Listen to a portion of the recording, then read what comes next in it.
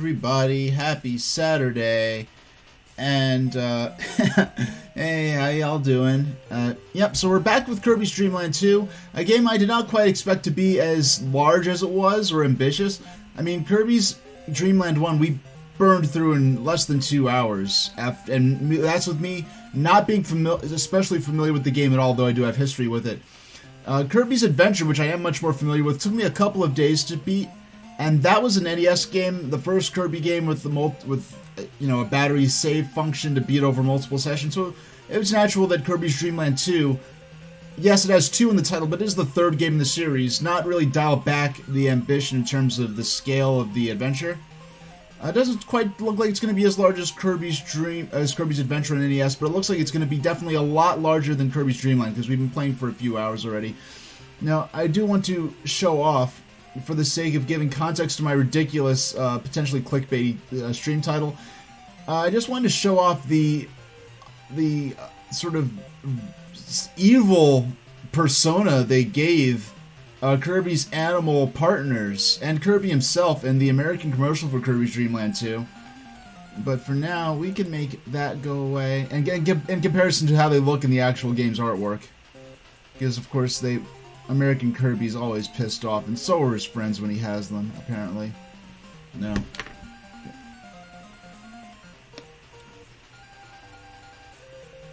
Okay, apparently alright. I chewed some gum earlier, and the mint flavor, I guess, backwashed into the water bottle a bit, and it tastes a little funny. So I'm sure you all want... If you're wondering why I had that funny look, now I want to show off, before we get started, a couple of updates. Told you about this copy of Pokemon Pinball I got on eBay a couple weeks ago. You can see faded out the name of whatever kid written on marker. I think the person who sold it tried to, wipe it off with alcohol to make it look better, but I like that stuff. I like seeing, some little Billy, as Pete Dorr puts its name written on it. And this game, because it has a rumble feature, there's an extra AAA battery to power the rumble motor. And that, being this a game often played with little kids, would often get lost. Hey there, Clackaboy, happy Saturday. Yeah, if you remember this copy of Pokemon Pinball I told you about before, that I will be playing this coming March in 2024. I have big plans for Pokemon Pinball and other games in my physical cartridge library. So even though I'll be playing this on the Analog Pocket, therefore I'm not holding the system in my hands, and so there's not much point of having the rumble battery in there.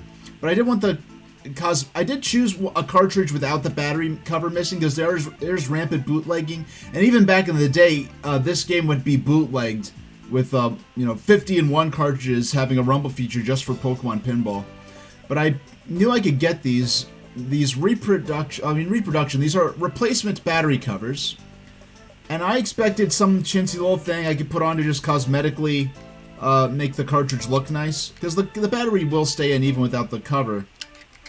But you put that cover on there, the feel of this, the look of this, I would not know the difference between this and a copy with the original cover on it. Now, I did rent this game once in Blockbuster back in the day, but I never played it again, so I don't quite have memorized what the game... I was really most attracted to this for the rumble feature, and I got to do a lot of writing lately. This is my daily driver word processor. Carry it with me almost everywhere I go. If you're not familiar with this is the Pomera DM100. It is a little device powered by 2 AA batteries with a black and white screen, no speakers, no Wi-Fi, no apps. All you can do on it is write, and it is a wonderful word processing machine, and the ability to carry around a dedicated writing machine has really transformed my output both professionally and recreationally. So I was able to get a lot of writing done, one poem I've been working on for almost a month. And so I think that's all my updates, my recent additions to my collection. So let's get into the game itself. I honestly was not feeling that great throughout a lot of the day. Nothing serious, but I was wondering, should I call off the stream? Took a nap about 90 minutes ago, an hour-long nap. Feel a lot better now. But when I pressed record to record my test footage, make sure my microphone worked and everything, that's when I started to really feel good again. So I think that I'm enjoying streaming a lot. Now, after this, we are going to look at this Electronic Gaming Monthly that covers Kirby's Dream Land 2, as well as other games that were coming out at the time. Now I just want to... I saw several seconds ago, I pressed the button on my Stream Deck for my layout to go back to my game. Come on, please. Please be good to me. There we go, that's more like it. So, Kirby's Dream Land 2.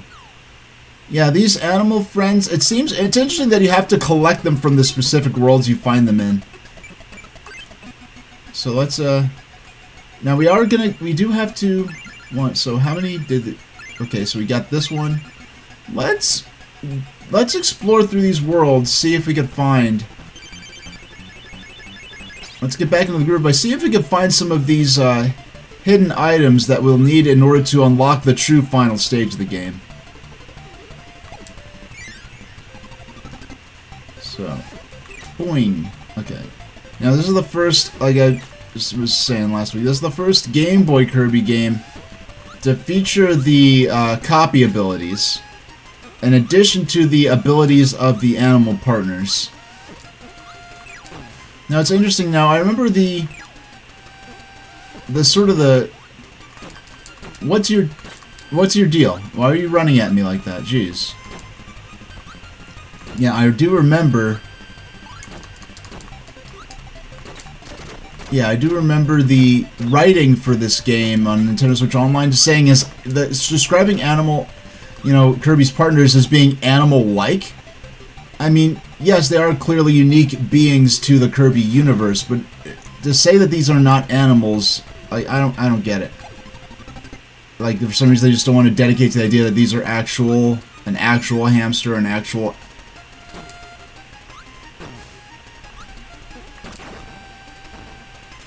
Okay. So you get Coo pretty... Okay, you get him pretty much for free. I remember the first and third partner you actually collect in a process more like a proper mini-boss fight, whereas here... Oh, come the beep on. Okay. So right now we're going through the stage. This is the second time I played through the stage. We're going to explore around a bit, look for those hidden items. I don't know if they could be in any of the 3 worlds of each stage, or if they specifically are going to be... Oh, you know what? It's very possible. There we go. Oh, wait. Okay. That was not... Okay, it's the cutter ability that's overpowered with Coo. And it's interesting that it's a downward strike. Ah! What's this? Oh, that's the end of the stage. Forgot what the end of the stages look like.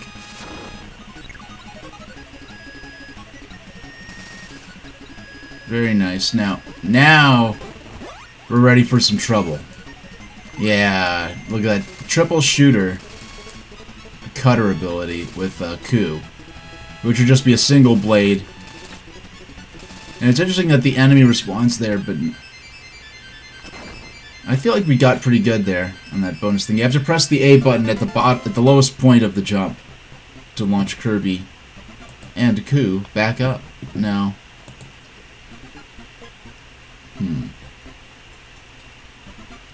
so number 2. Man, this music is actually kind of epic. So is there any place else? Oh my... We are not doing without that.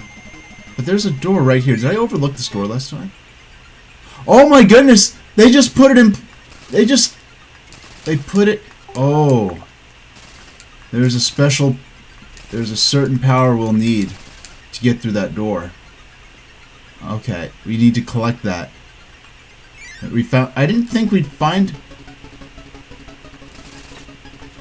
Oh, you know what? I'll be darned if this isn't the power we need to get through that door, to do there.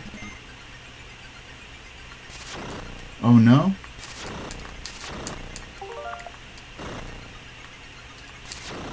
Alright. Okay, they want us to use something else? Alright. We'll keep trying. We need a very specific... I wonder if we need...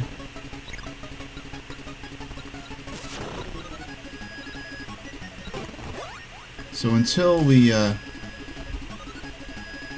get the power-up they want us to get. Oh, you know what? Maybe umbrella? Maybe? No! That's not how I wanted that. I wanted to inhale that umbrella enemy.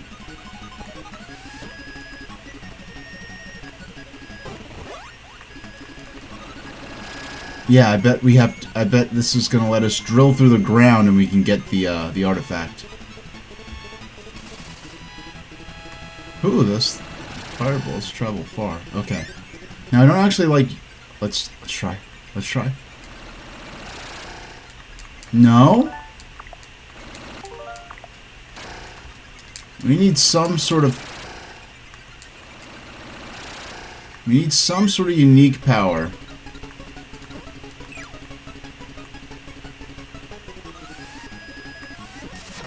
Man, this stage has a lot of enemies in it. Ooh. Now, we're gonna make our way through the stage and try to keep a lookout for any enemy powers that...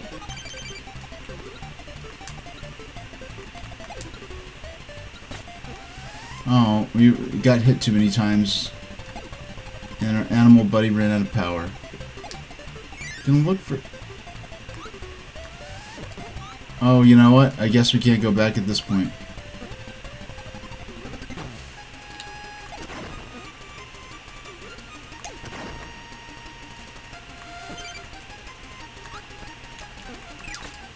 But, gotcha. Ah! Now let's finish the stage with this. Power up.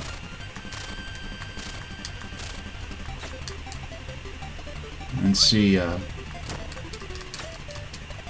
nice. No, of course that would stop. Why would the needle power up stop a needle-based enemy? Okay. So if we jump over here. Okay. Yeah, just float on by. Let's try this again. Hey, we got some life back. No. Okay. So let's try this. If we go in here, jump down. And I know you don't need the animal partner to... Yeah! That's right. That's right. I knew that... Okay, so that's... It was true last time, but it seems each time we're gonna need some sort of,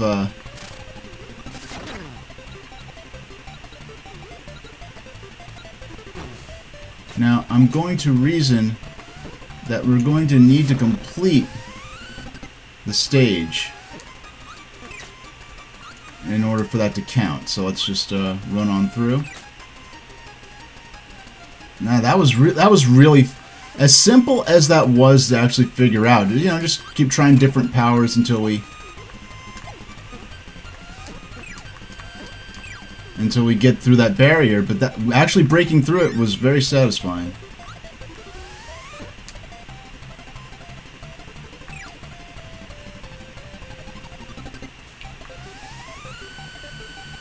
Come on.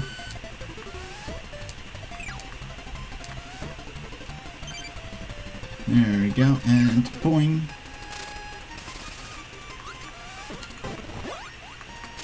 Needle. Now I wonder what is if Needle with Coup gives you any sort of abilities. Because the Collective Voice saying the time really flies in less than 2 months.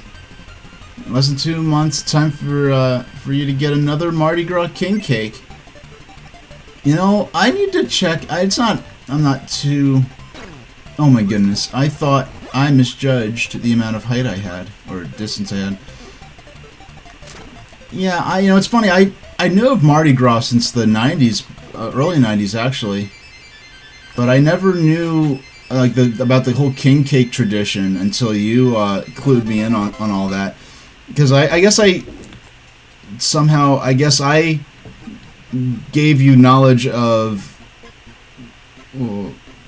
what, digestive biscuits, and what was the other thing? Some other type of cookie I told you about, or some other snack. I know definitely digestives was something I informed you of.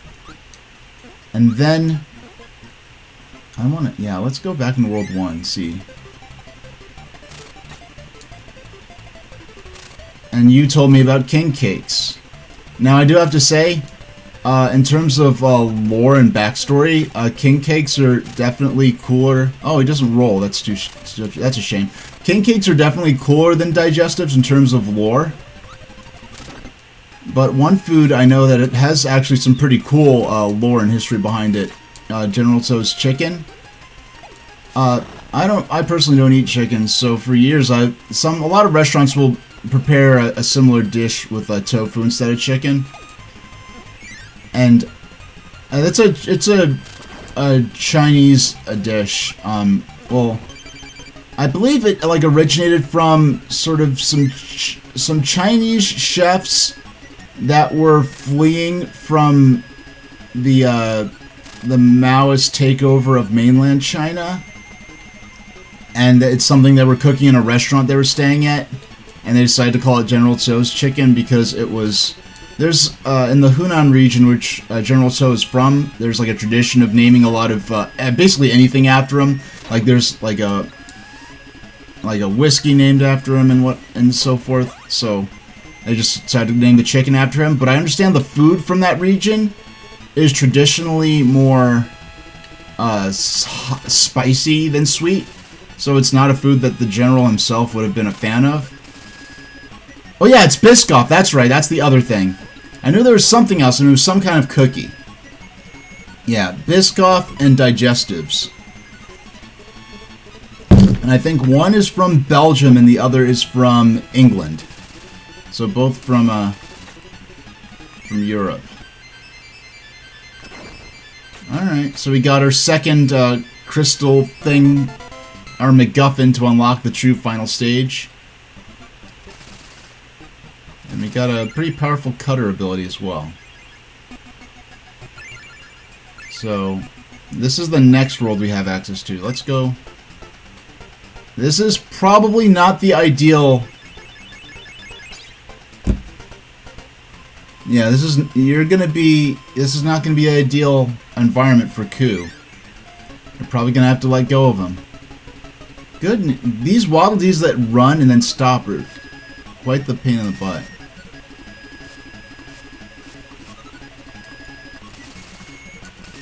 Yeah, and it's funny, it is, in a certain sense, I am kind of missing out on a lot of the stage music due to the animal partners having their own unique music that overrides the unique music of the stage.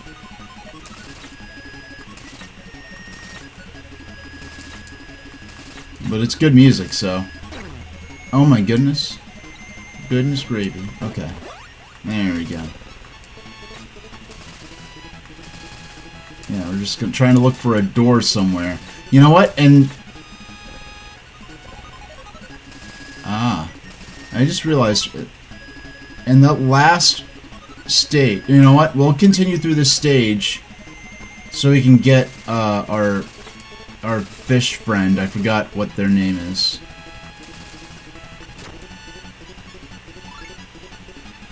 And so, how do you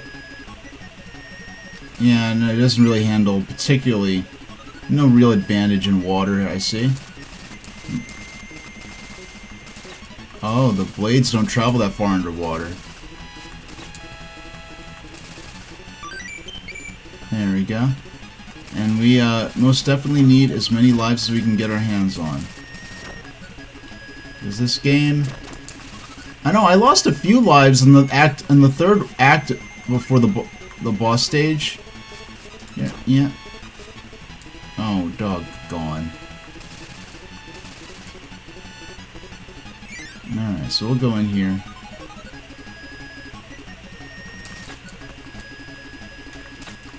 I thought there was, for some reason I was expecting there to be a current effect. I think that's something that's going to happen in the third stage. Okay. So if we go through this door.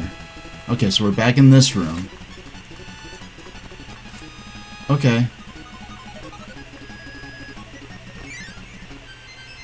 And launch. There we go. So from the first two worlds, the MacGuffin was in the second item, in the second area.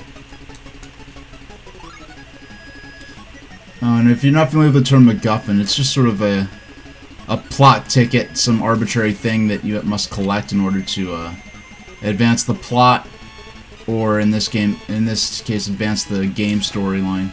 Now, you can apparently beat the game without accessing the special stage, but it won't be the true happy ending. Alright. Yeah, you're just making my hitbox bigger with not much advantage at this point, so time to let it go. Now, how you let go of him is actually you have to press the select button a few times. What the cutest enemy ever, really. What an adorable enemy.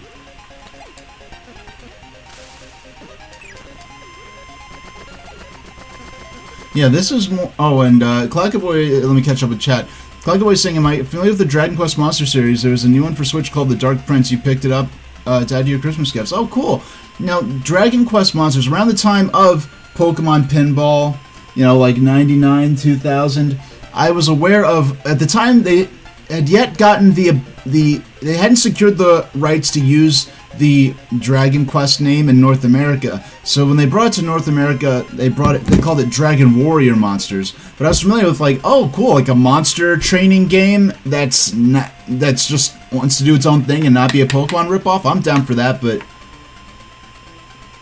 you know, I was a kid and didn't have a lot of money, so I had to choose carefully which games I'd ask for Christmas or my birthday or whatever. There we go. We will claim this power for our own. Fish, get. Aw. Oh yeah, that's right. I forgot. The lightning ability becomes this awesome light bulb torpedo.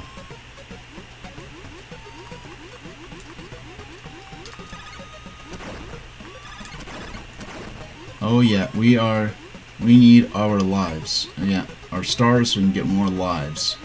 Because you only have a few continues in this, and I think you will have to actually restart the game over.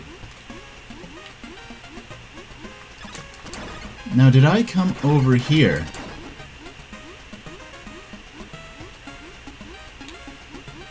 No.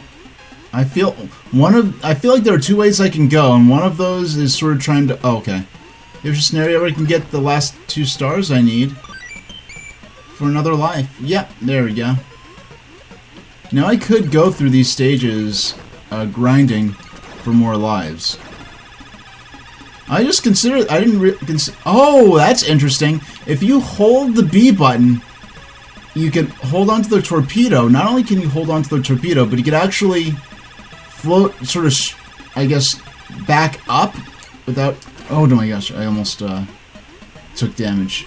Senseless and avoidable damage.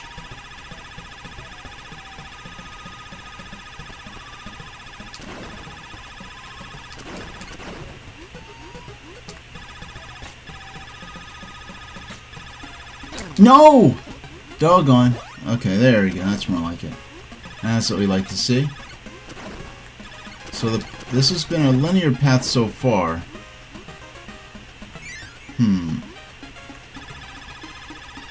Okay, so yeah, so now being able to hold the button makes a little more sense than it did before. Okay. Yeah, gotcha. Man, this right here must... I'm just considered how horrible, like, with the light out. How horrible must that have been to look at on an original Game Boy with no light? Because I remember, like, when I was used to Game Gear, right? And so I'm used to having not only color screen, but a lit screen. Like, honestly, like, even back in the day, if I could choose between, hey, you could have a color screen with no light, or a screen with a light but no color, I'd probably choose the screen with a light and no color. Okay.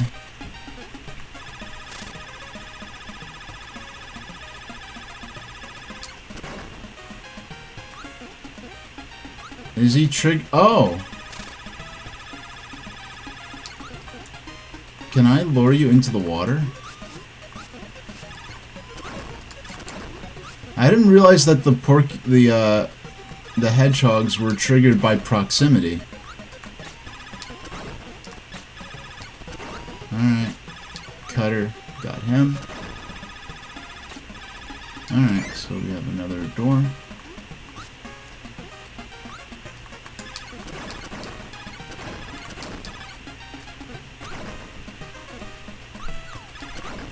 Alright, so here we've got this so yeah, I've got this like threat of the fact that yeah, our partner here, all she can do is flop around.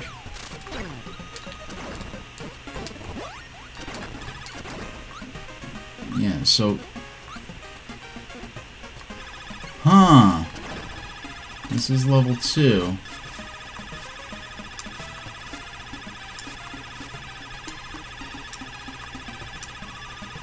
Alright, we'll go through level 3 and see maybe if it's just a coincidence that the first 2 times around the item we're looking for was in that 3rd area. Or in the 2nd. I know, this level was hard. I lost a number of lives in the stage first time around.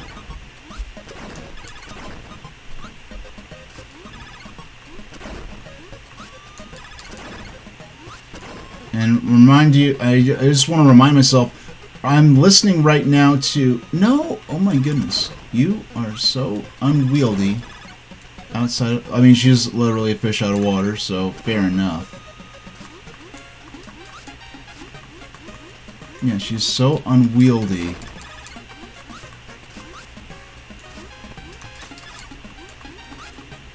I want to think that maybe they're going to put...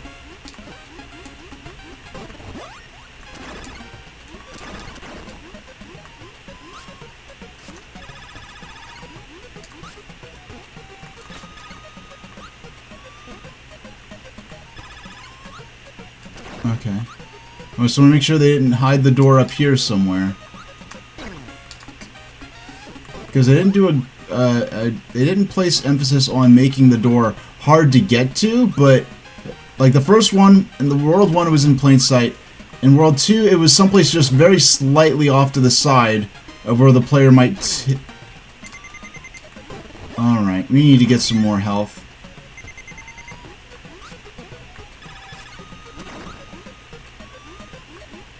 No! Oh my goodness. We lost her.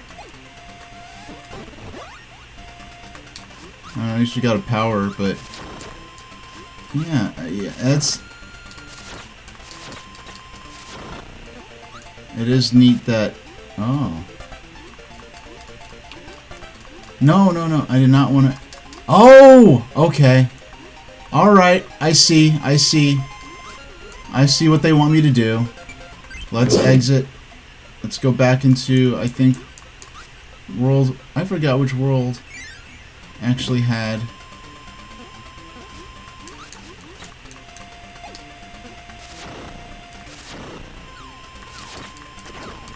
Yeah, actually had the fish in it. Yeah, the... Or did I...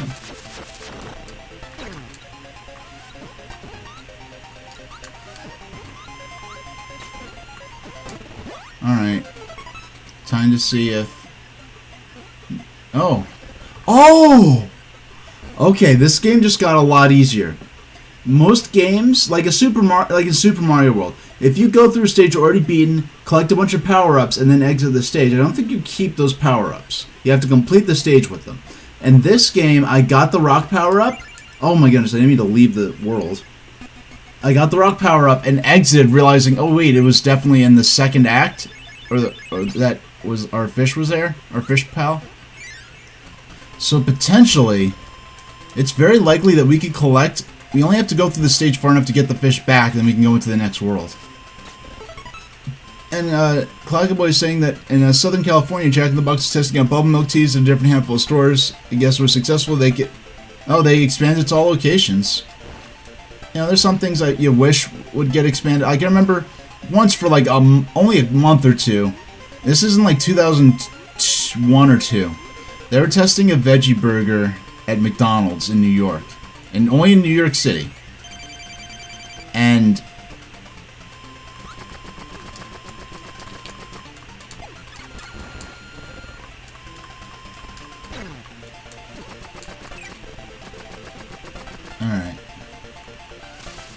and they got rid of it pretty quickly and never acknowledged it again, which is kind of weird considering how widespread vegetarian options have been. Oh no, I didn't.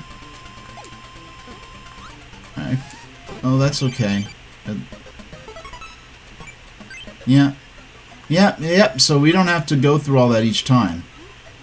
But now we have a sense. We have to collect. I think I know where the secret door is going to be. And boy, is this area harder without the torpedo power-up. Yeah, it was like rampaging through here without the torpedo. And yes, one of the most important things that the fish lets you do, which I didn't get to do much because I had the lightning bolt power-up, is that Kirby can actually inhale underwater. Now, Kirby could inhale underwater in Kirby's Adventure in NES, but they decided to make that a special benefit of having the fish partner. Yeah, we're just beyond. Yeah, they just kind of. It's interesting. There we go. Wow, look at that firepower. Yeah, these eels just sort of pop out of the pipes and just sort of stand there. They don't even like attack or anything.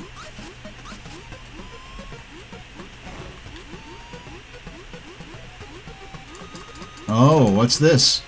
Yeah, there we go. Okay, it's just a star. And Clockaboy's saying they remember having a vegetarian burger at McDonald's long ago. Was dissatisfied that they just... Yeah. But, honestly... Oh, I'm disappointed in the sense that this is not what I was hoping for. I thought this was going to be the area with the special item. Yeah, well, dissatisfied worked perfectly fine. Yeah, I would not have known you meant to say disappointed instead. It worked well enough, so it's good to have a clarification as what you meant.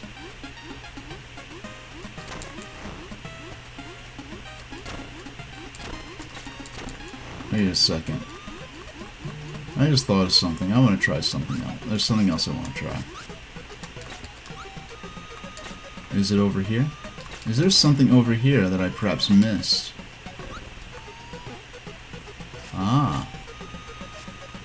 Aha! I think. No, this is... Oh, it expired, so... Am I almost at the end of the stage now? Okay, I thought I was being clever and advancing the scenario, and I was not. Okay. Yeah, this area, I had to deal with this without...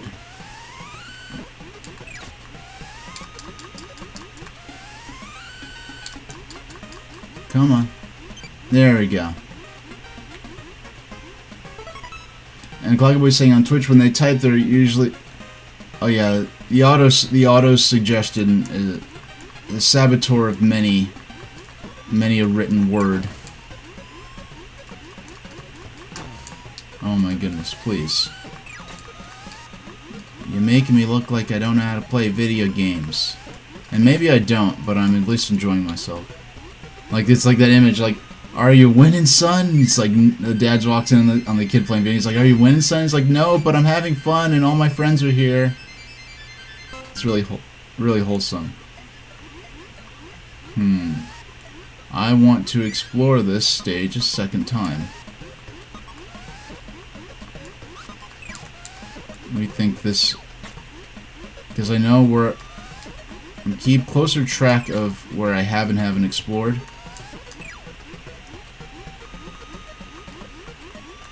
Oh, goodness. Alright. Oh!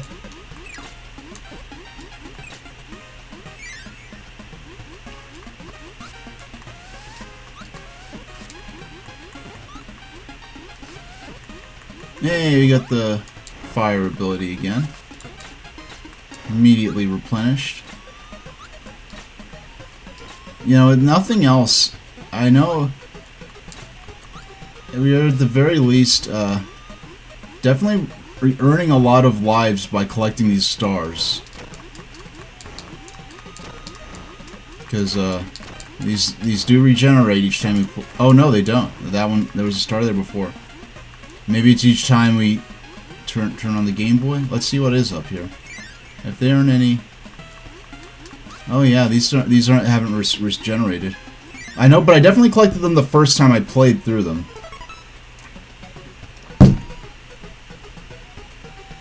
Oh yeah, that's right. Let me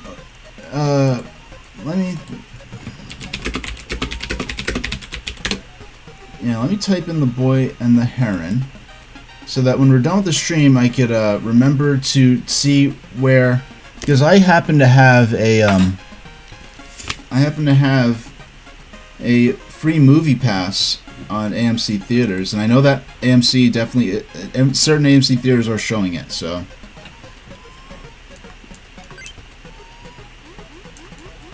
Yeah, so, okay. So if we want to... Yeah, so we go back up here. Yeah, it seems so odd that... I feel like at some point in these guys were planned to shoot a projectile, but they decided it really wasn't necessary for the difficulty of the game that they're trying to establish.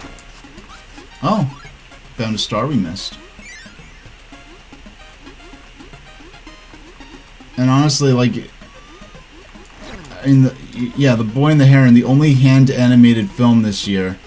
But the fact that there's even one in a given year is kind of something to celebrate these days. Oh my goodness, please. I do not need... Oh no, I do not need to lose. I do not need to lose your powers at this point. Alright, so we are... Alright, so there's a point, there's another split in the road at some point, right? Swimmy, swimmy. Oh no! Okay, took another hit. No, my goodness. Only one more hit and we lose Kin. Or Keen, or... I believe... Whatever... Or... You know what? I'm gonna call her Kala. That would be a... Okay, so we lost Kala. It's a little benefit. You know what I want to do now? Let's grab her from level 2 again. And then we'll go to World 1. Oh wait, what's... Okay.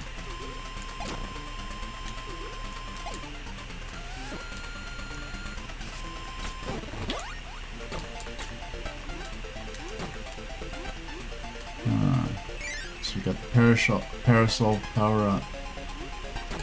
Because honestly, there are not a lot of movies in theaters that I know, currently in theaters or that I know of coming up, aside from The Boy and the Heron, that I'd be even slightly interested in going out to see.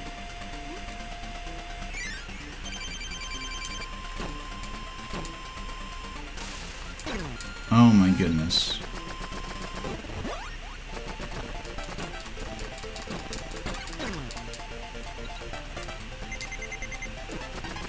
Are you kidding me? Actually fighting them in the vanilla manner. Oh no. So we lost one of the lives we had grinded for. But at least we start right here, and with a full health bar, so it's not all a loss. And, oh my goodness. Why am I having difficulty with this for the first time? You know what? I think I'm just getting impatient and being sloppy because of that, trying to do it fast. instead of being careful. Oh my... Why? I feel like his patterns are a little...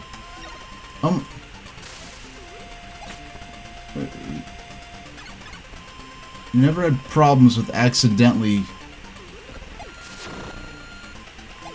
Why... Does he get stronger the more times you fight him? Okay. This time he actually got the special power. Now I wonder, I don't know if this restores Kirby's health too. Am I going to see the English dub or watch it in Japanese with English subtitles? Frankly, either way is fine. I'm good with subtitled works. More so than a lot of other people. Alright, so let's try... We haven't been in stage 1 yet with hers. So let's see if we can maybe discover anything new. Excuse me. These stupid Waddle Dees. These bad pedestrians. Bad pedestrians. Being clowns. Running and then stopping. Like they're in Queens trying to cross the street. And I say that as someone from Queens. Okay, I'm not some outsider. I know how people in Queens cross the street. They cross the street like, okay, either I'm going to get hit by this truck, or I'm going to cross the street. Either way is a win for me. That's how they cross the street there. Sometimes. Oh, okay. Good gravy.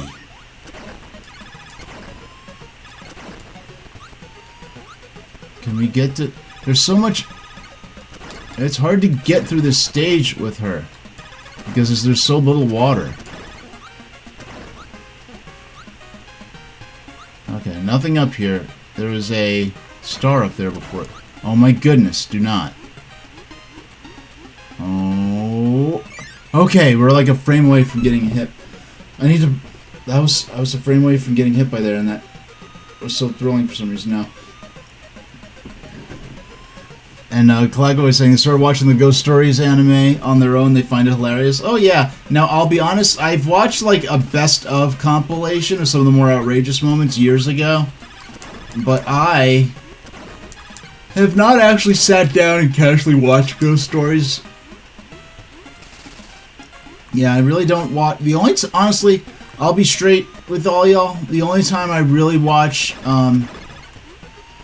anything on Netflix has been in the context of Amazon Prime watch parties. I really do not casually watch Netflix. I mean, not Netflix, Amazon Prime. Why did I say Netflix? Like, see, that just shows how fungible all these movie and television show, all these digital streaming content services are to me. And I probably sound... Okay. Okay, so we want to... Grab. No, we missed it. Doggone. We tried. We're almost at the end of the stage. What's in here? Okay, no, there is... Please, let there be some secret to find. And I remember the third act just being...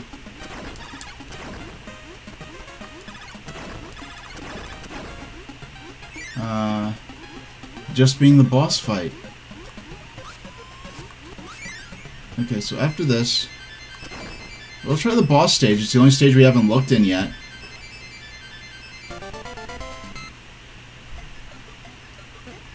If we don't find it in here, we're going to... Hold on, actually. Bonus chance. Hold on. We want to go to... I have to go to...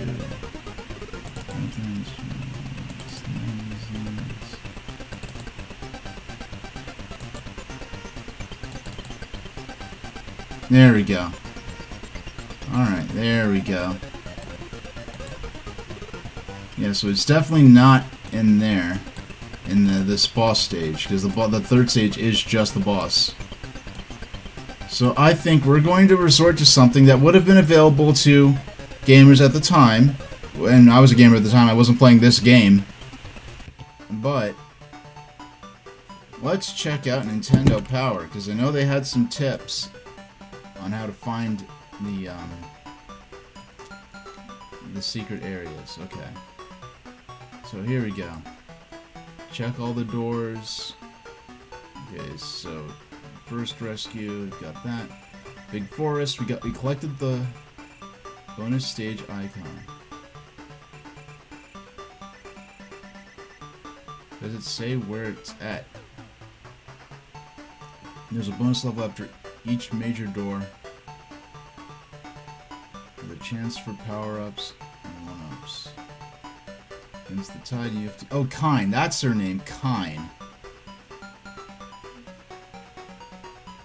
Okay, so...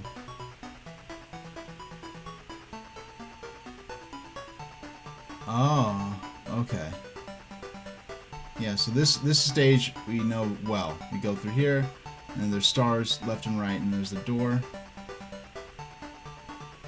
There's the treasure room. Anglerfish. Where am I supposed to... Where's the secret item?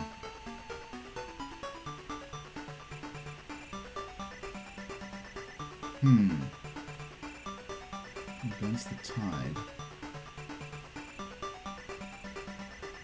Door 2. Alright, Alright, I'm just flat out going to,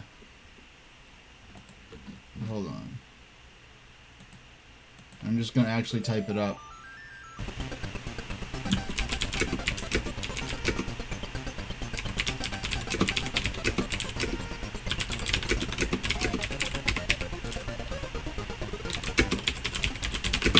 Where's the hidden item in World 3 of Kirby? The blue rainbow drop is in Stage 3. Go underwater to find a door. Use the spark.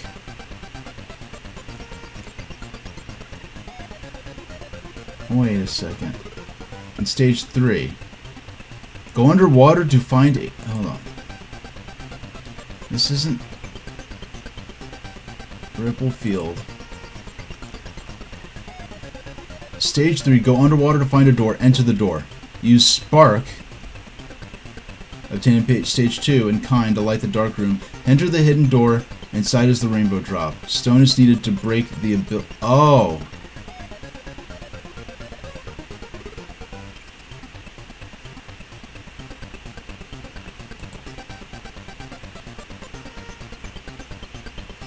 Okay. Alright. It seems like I was just doing the right thing. I just hadn't done it. I just hadn't screwed around enough. Compared to the first two, the third one seems as the thing that maybe a tad overly cryptic. But let's carry on. Oh. Oh, it's just a bonus stage now? That's nice.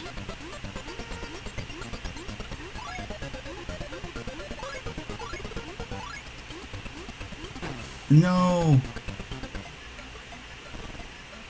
Okay. Alright, I guess we can only try that every once in a while. So we need spark. Okay, we have that. We need... It says we need spark.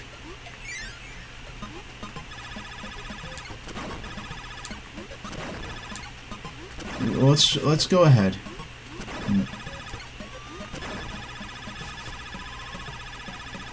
You have to light a darkened area, but then it says we need to use the brick ability to break the stone ability to break through the bricks. And we can't have two abilities at once. This isn't. I know that was a thing that they introduced in Kirby 64, where you can mix powers.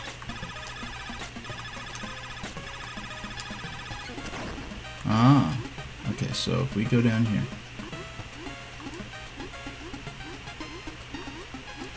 Wait a second.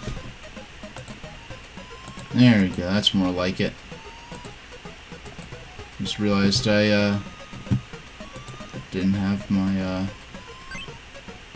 mod view up. That's more like it. Okay, so we have to find...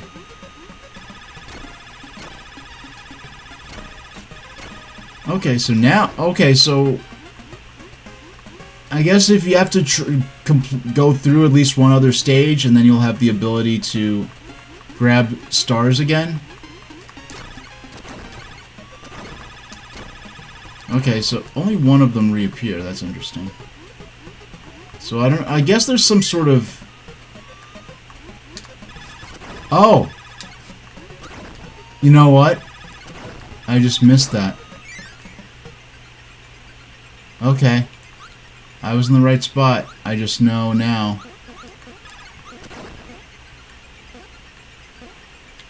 Alright, so now we know that the door exists there.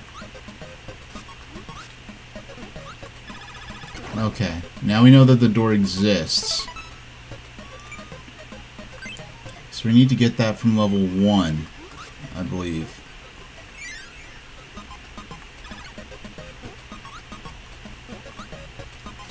So if we go along... And man, the fact... I kudos to this game, because honestly, if I was making this game, I'd probably be like, nah, make them complete the stage in order to take out an item they get with them, but no, they truly do let you just go through far enough to get what you need and then exit the stage. Which I guess makes this a bit of a more... Oh, no, no, that is not. Do not want, as the kids say. That is not what we intended to have happen. No, and there's that. I need you to respawn. Where's that rock? There we go. Oh, wow. She's like crying. Okay, let's get out of here. Let's go. Alright. Back into stage 3.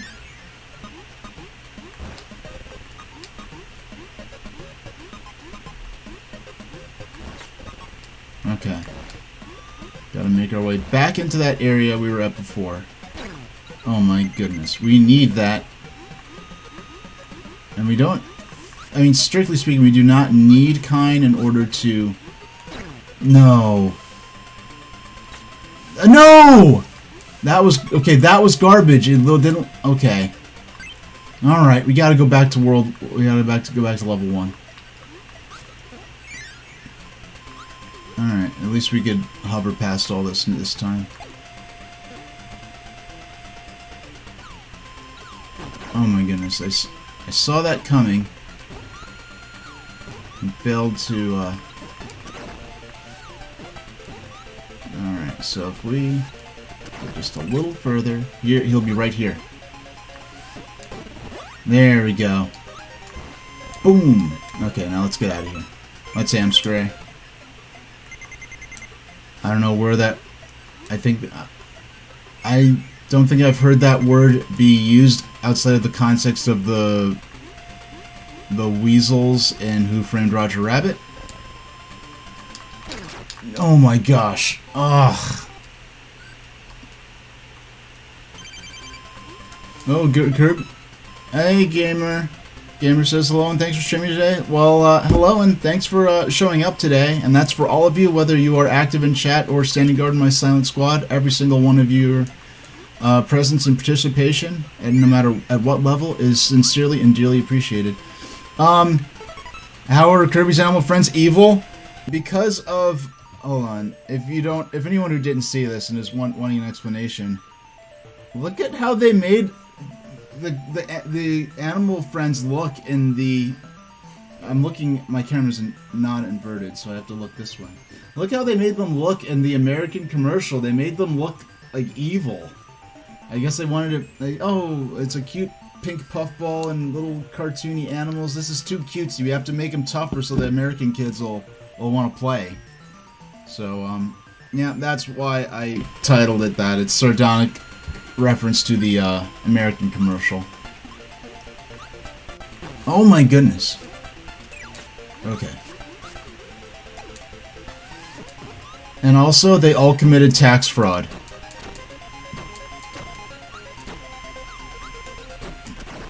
Yeah. Yeah, so a bit, yeah, they go into a bar where someone's reciting poetry and he starts beating up all the attendees. Alright, so we got the rock. Now we exit. Oh, oof, gee whiz. This power-up is not very useful, especially in this particular stage. Okay.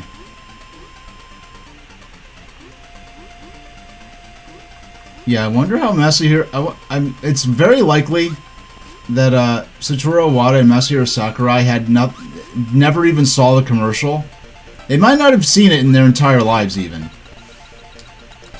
No! Okay! Oh my goodness, you know what? We're gonna have to... This is ridiculous. You know what? This is such a pain in the butt. I have to go back in here again.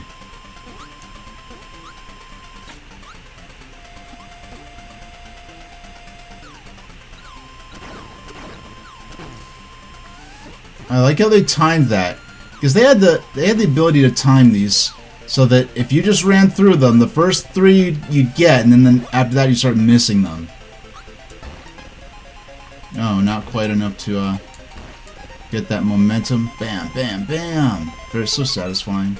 Let's exit. Yeah, that's fun there, but you know what? You know what the problem is? I can't take a hit underwater. That's the problem. If I take a hit underwater, we have to go... Because Kirby cannot inhale underwater.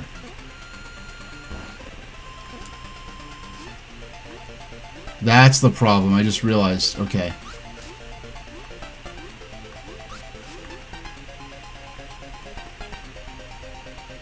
Okay. Stupid frog. Okay. No! Oh my gosh. Alright.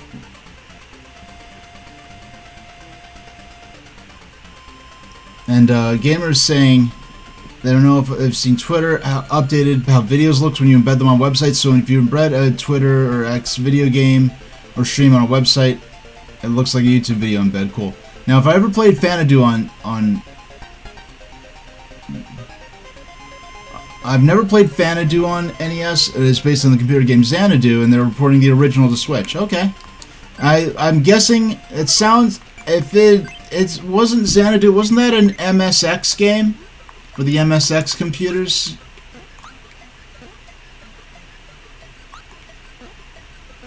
Okay. Alright, fine. I'll play by your rules. I have to get Kine for the sole purpose of being able to inhale underwater. Oh my gosh. Every aspect. I have to fight this adorable jellyfish again. Oh! Excuse me. Oh, they made a... I didn't know there were Captain N tie-ins for Xanadu slash... Okay, but they... You know, I've never actually watched Captain N. I've read of it. But I've never actually watched it.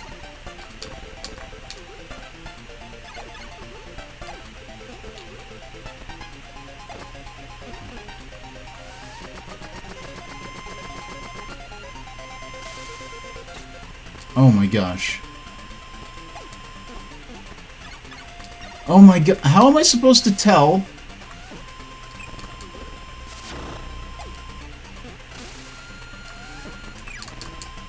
One more hit should do it. Hey there, Zax. How you doing? We are recovering our special items that we need to get to the true last stage of the game. Now, we have not progressed any further than what you may have seen back on Wednesday. So now that I've got the fish, I gotta go. Really? They went to the world of Final Fantasy I in an episode of Season 3. I've seen the clips of that. I've seen very brief clips of Captain N, and the characterization they gave for Pit. Well, I mean, that's the thing. Do they call him Kid Icarus in the show? Because that just shows how minimal the writers actually knew about these games. Because there is no character called Kid Icarus. The character is called Pit. And as Gamer is alluding to, they gave him this tick where he says Icus at the end of everything is sort of this character gimmick. Okay. Oh my goodness. Okay. Alright. More good times as a floppy fish out of water. Okay. Yeah, so, Zax, I don't know what you've been up to today, but I hope it's been good up to this point. I know for me, I was not, I wasn't sick, but I wasn't feeling that well earlier. I took a nap, that helped a bit, but when I actually got in front of the camera and did my, my testing to make sure that the microphone worked, and started, because when I do my mic test, I talk as though I was on stream, like, hey everybody, well, happy Saturday, it's time to play more Kirby Streamline 2. And just doing that made me start to feel happy, which is, alright. So we got the rock. Now we have to exit the stage. Oh my goodness, what it takes to get to this spot is ridiculous. But at least now, if we take damage, she's so vulnerable with this power-up, it is not that useful. Oh my... But at least we could re-swallow it. And Captain N was to promote the... Yeah. Yeah, that's true too. Like Gamer's saying, Captain N was to promote the NDS game, so they go to Toy Wrestling for a game called Kid Icarus. Said you see a game called Pit. And it's interesting that they did not change Pit's name to Icarus for the US release, because Pit is his name in Japan, and they called the game because the game was not called Kid Icarus in... The game was not called Kid Icarus in Japan. It was called, like, Palutena's Mirror or something like that. And they called it Icarus because, like, oh, he has wings, but he can't really fly that well, so it's like the classical legend of Icarus, who flew with wax wings, but he flew too close to the sun, the wings melted, and he fell to his demise. And Zax Master saying they love Kid Icarus. I have not... The only version of Kid Icarus... I have not played Kid Icarus. Even when I was in my NES phase in, like, late 90s, early 2000s, I did not have Kid Icarus. What I needed to do... What I ended up... Oh my... Goodness. Sometimes they... Oh my... These are the worst. These guys are terrible. Oh... At least I can inhale again. Okay. Do I... Okay. Yeah, it was not an... Oh, I need to keep... I only can take a couple more hits. We're almost there.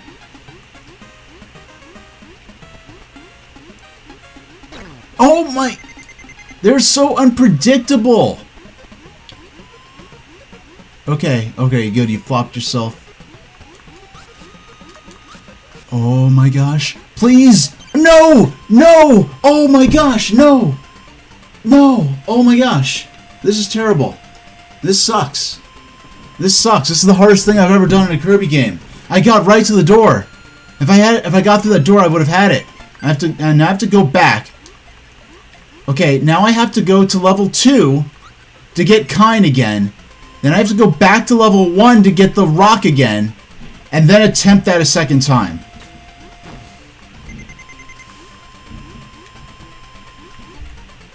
Now, hold on. Let me catch up with chat real quick to, yeah, oh yeah, Calagoboy saying, I always feel the connection between Metroid and Kid Icarus. They love them both. Okay, yeah, because they are both very similar looking games. They run on the same engine or kernel, but they are very differently playing games with lots of... And Kid Icarus, interestingly, has a lot of hidden pseudo-RPG mechanics to it. The only version of Kid Icarus I ever beat was the 3DS 3D Classics version. That is a game I look forward to playing on the on Nintendo Switch Online or through the NES Classic Edition sometime in the future. I can't say how soon. But Captain N must have really worked for marketing, because in an interview with the creator, they said that Nintendo's America sales increased 400% when the show started airing on NBC in 1989. And Zax Master saying, oh, they stream also. I believe you mentioned that before. And Gamer saying, I like how Samus had a crush on Captain N in the comics, so there was some rivalry between Samus and Princess Lana. Now, if I remember correctly, didn't Samus not even appear in the actual television show, in spite of the fact that Mother Brain was the main antagonist of the television show? Oh yeah, the eggplant wizard, really annoying. He turns you into an eggplant with legs, which is completely defenseless, and you have to find a hospital to get changed back to normal.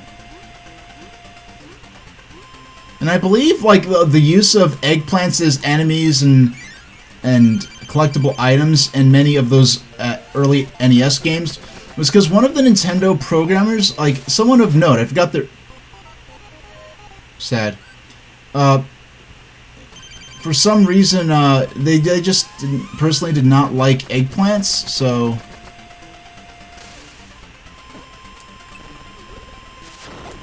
Oh my goodness, this is... Oh my god! Why did... I have no clue why that happened. It just really like knocked me out of my jump momentum. And then treated it like I messed up. Okay.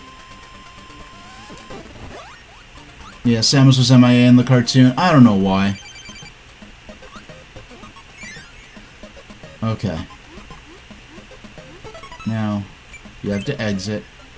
You have one freaking life left. If you get a game over and Renata continues, it better not make you get all of these from scratch. So now you have to go back to the stage 1. Oh my.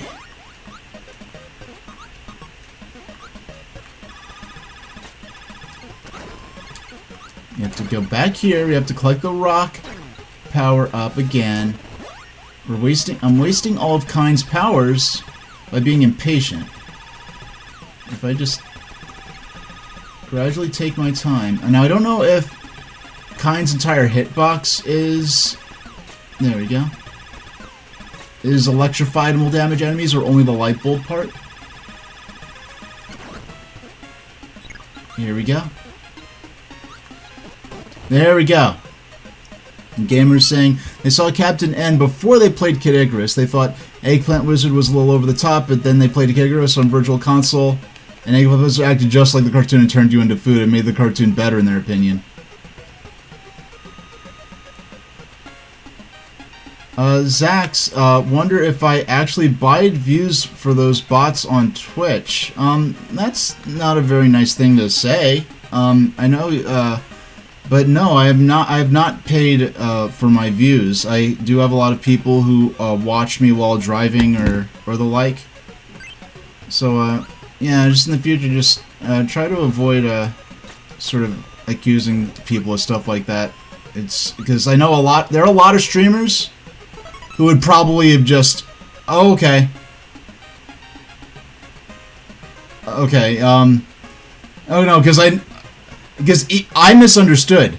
And so I know there are a lot of streamers that I've seen instantly just throw people out from over misunderstandings like that. Like, once I was in a stream where someone was on near the end of Disc 1 of Final Fantasy VII, which has a major plot twist at that point.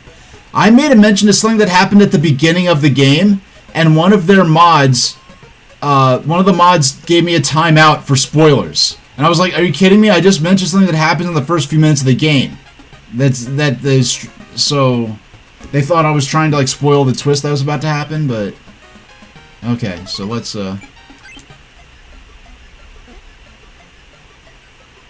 okay, so let's head on into 3 and try to actually claim this. Okay. Oh my gosh. Oh my gosh. You know what? Let's take the surface route this time. We're taking the surface route. No. Okay. We're not. No! Okay. Or as much as so possible. I keep... Oh my gosh. This is a very questionably useful... Oh, let me catch up with chat. It looks like it scrolled a bit. Oh, people do... If no one paid for those bots, they'd give up on it as a scam. How long do I stream? It depends on how long I feel. Typically, I'd say between 2 and 4 hours. I used to have a very strict... If you look at my older streams, and if you do like my stuff here, you will want to check out probably my VOD channel. a lot of my older streams, I did have a timer, like, okay, I'll be taking a break in 2 hours, and then I'll be ending the stream in however long. Now I play it more by ear. Like, my goal today is to beat the game, oh my goodness. Okay, oh my gosh. Oh, we made it. Okay. Wait a second.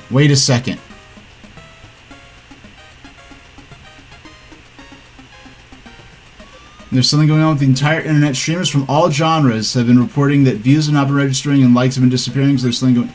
Wait, did I mess up? No, I didn't. Okay, this is just the second area. I'm just so paranoid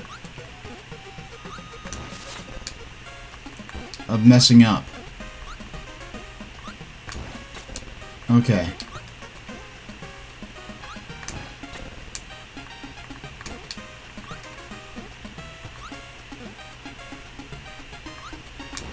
Bam! I mean, I'm not playing for points, but that's really satisfying. Yeah, I haven't really noticed anything in particular regarding views and likes and whatever. I know the companies themselves that run YouTube, Twitter, whatever, are always messing with those things. Yeah, just focus on making good content, I think, is the best way to do it.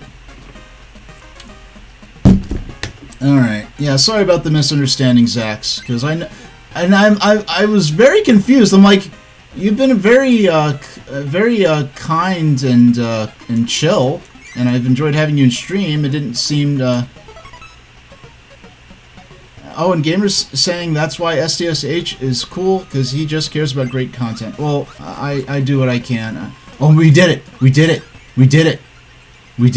Oh my gosh.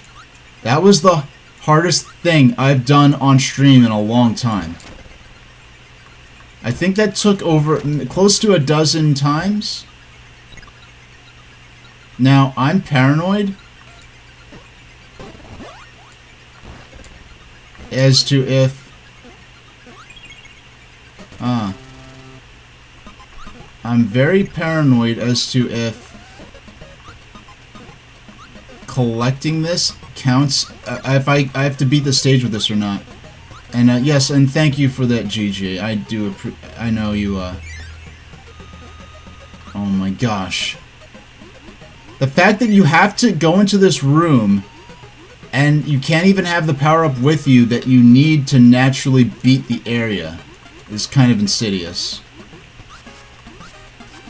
Yeah, I usually don't bother.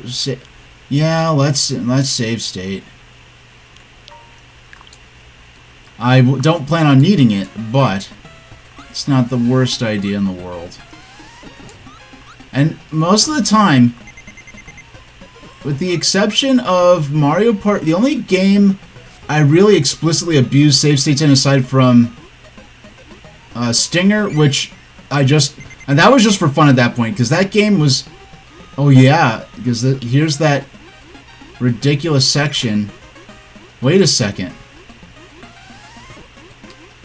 I wonder if I had the rock, it would just roll me along, and it would be pretty easy.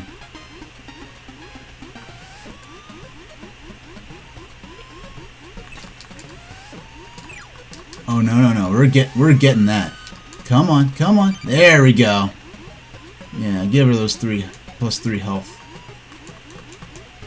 Add both of our health bars. Yeah, but yeah, with the gambling mini games in Mario Party Advance, we did save state abuse when we played that on Wii U. Because those games are pure chance. And Calagaboy says they're off to a store called Rogers Gardens. They're known for their lavish Christmas displays, but they'll continue enjoying the stream in my car.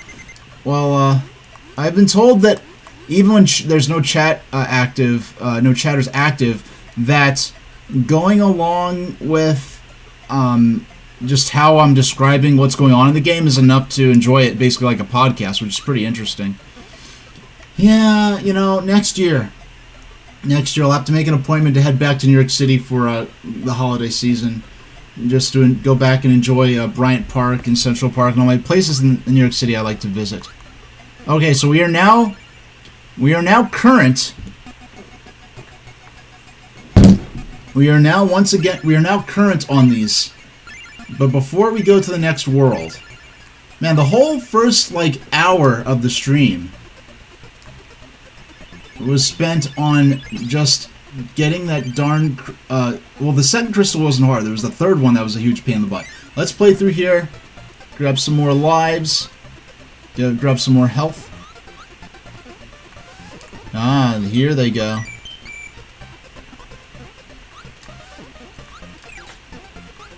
Yeah, I'm not really expecting anything for Christmas. I do look forward to getting stuff for some relatives, though.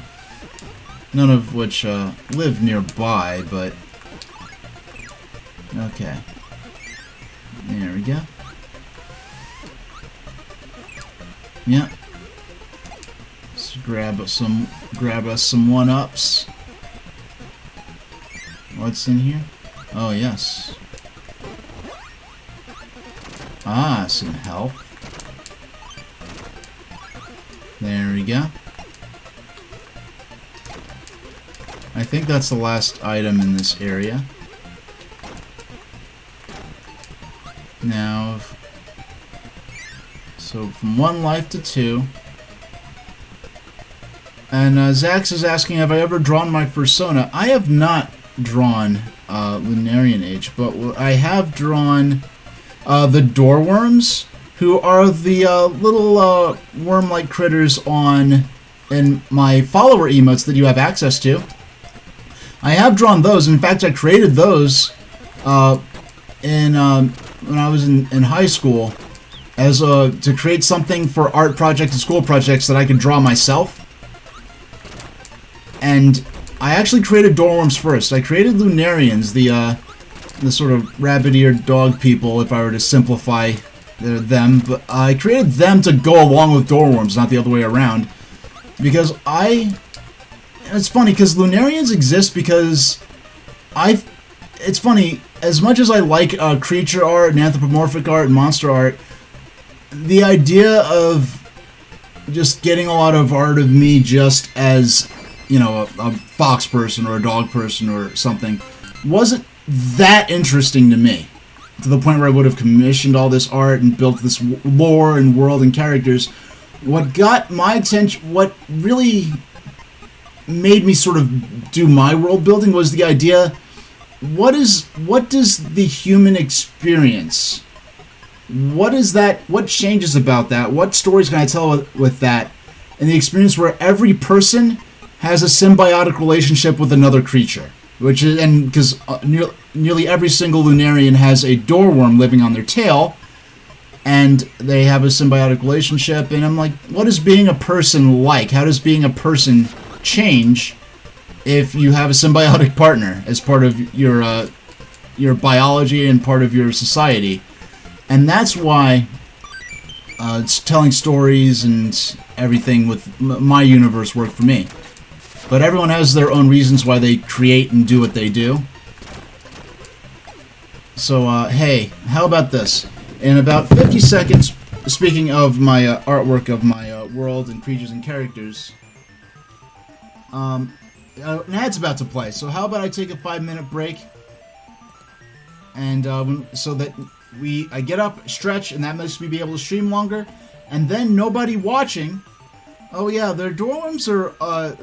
Clackaboy's asking, do Lunarians sleep with their doorworms too? Yeah, the doorworms live with them at all times. Now there might be certain situations where they might tell them to leave there, or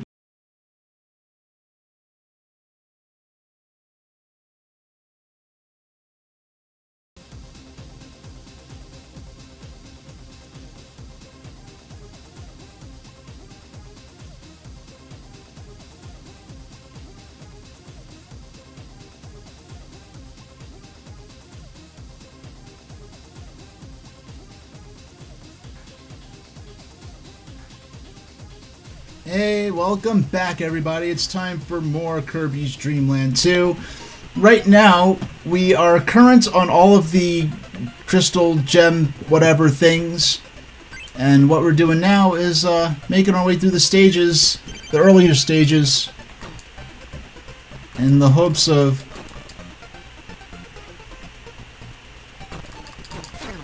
Oh my goodness. Really? Okay. I didn't think that would totally wipe out. Hey there, Ricky. It's been a while. We haven't gotten Ricky since the first time we grabbed him.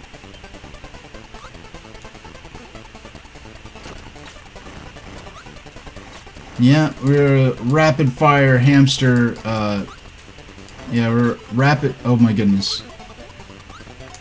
Yeah, rapid fire hamster right now.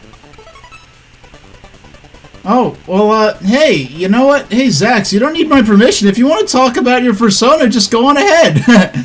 Yeah, you don't, just for everyone in chat, you don't need my permission to talk about anything in particular. If you're interested in talking about it and hearing what I have to say about it, just keep it, appropriate, appropriate to the official rules and the terms of service of Switch. So nothing excessively personal, and if you want to... hey, this might be too personal, and if it's not, I'll say that, hey, that's okay, and you could go ahead and, And gamers saying they had a big cleaning job to do in their room, so you put on my Super Mario Brothers stream while I tried to beat the NES version to pass the time. It's funny, I was actually looking at a lot of that news footage I was covering earlier, because I'll tell you today, today, for the first time ever, I was working on going back and creating, vertical... portrait format shorts out of some of my older streams, because I have years and years of content. I could so easily make several second long bits and pieces of the best of my content, and it's just sitting there. It's free real estate, as I used to hear a lot maybe a year or two ago, and not so much anymore. Hey there, Sinful, how you doing? Yeah. Kirby's Dream Land 2 is, it's been tougher than Kirby's Adventure, I'll tell you that, on NES. And this is the first time I've been playing through this game, if you're not familiar.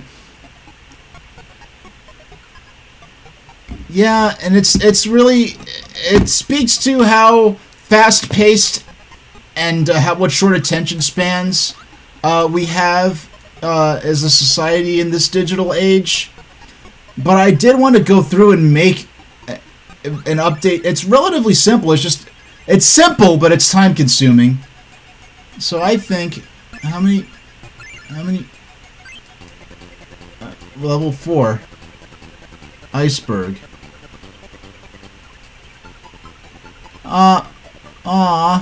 Okay, so they're showing that, yeah, Ricky's, oh, that's cool. Ricky's probably the ideal partner. Oh, no. So we have 3 lives. Plenty of health. And, yeah, and frankly, that's probably, yeah, so, yeah, I'm gonna go ahead, and it's not like I was morally opposed to shorts, I was just trying to, I had to learn how to create them, frankly, is really the main barrier. What is this guy, this sleepy-looking dude? Oh, what is going on here? Alright, we are putting that... Hey, Zax. I'm gonna warn you. I actually, most of my...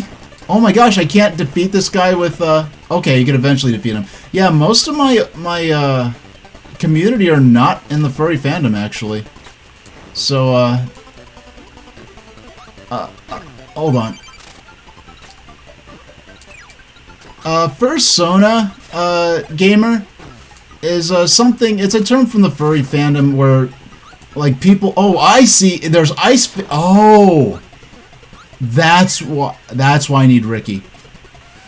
Oh, there he is. Yeah, there's nothing wrong, and there's nothing wrong with asking, but for those who aren't familiar, oh my goodness. Yeah, Fursona is a sort of a caricature, or a character that someone will make of based on themselves, or maybe not based on themselves, as some sort of alter ego that perhaps takes on some non-human characteristics. Like, some people have, like, a persona that's like, okay, I'm a cartoon animal, sort of like, you know, the Warner siblings in Animaniacs, or that's actually literally a cartoon within the context of the lore, or they'll make a character that's like, oh yeah, my character is like a werewolf that has human and like beast forms, or whatever. They're just, yeah, basically anything, almost anything regarding the furry fandom is, okay, so basically it's this, unless it's not, and just whatever, because it's all fake with imaginary creatures, so you can just do whatever you want. Gamers saying they've heard people talk about an OC. What's an OC and doesn't relate to a persona? An OC is an original character. So, if I just, like, I have a streetcar driver called, oh, Zax, you haven't heard the term OC before, that's interesting. An OC, like, I have a streetcar driver character called Artemis Malcolm, who's the star of a novel, an unpublished novel. I have a lot of work to do on it to get it up to snuff, based on to reflect my skills today. So that's an OC of mine. Lunarian H, the Lunarian version of me, who you could consider a persona of mine. That would be an OC, but also OCs can exist within an existing fandom. Like, if you want to be like, oh, I have a Mario OC, she's Princess Muffin, and she comes from the Muffin Kingdom. I don't know, I just made that up off the top of my head. And so you make, a character, maybe you will draw them, or write stories or poems about them, or even create music about them. And so, it's just original character is just a character that you created.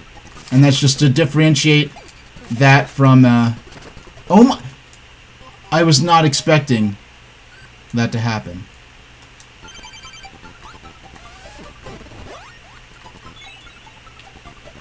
Okay. Oh my goodness, that is a powerful attack.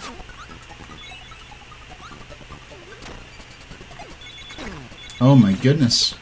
Goodness gravy. Yeah. That is a very powerful attack. I'm going to float right all over those. Now, how long will the stream go today? I can't say. If I would like to be able to beat this game at the very least, and read through the Nintendo Power issue. Oh, well, I've already read the Nintendo Power. That was the last stream. Read through the EGM issue that includes this game. We've been streaming for 90 minutes so far. 5. I doubt the stream will go longer than 9 p.m. Eastern Standard Time. If it does, then Kirby's Dream Land's going to go to the on to the next. Kirby's Dream Land 2 is going to be part of the next stream, and it'll be that simple.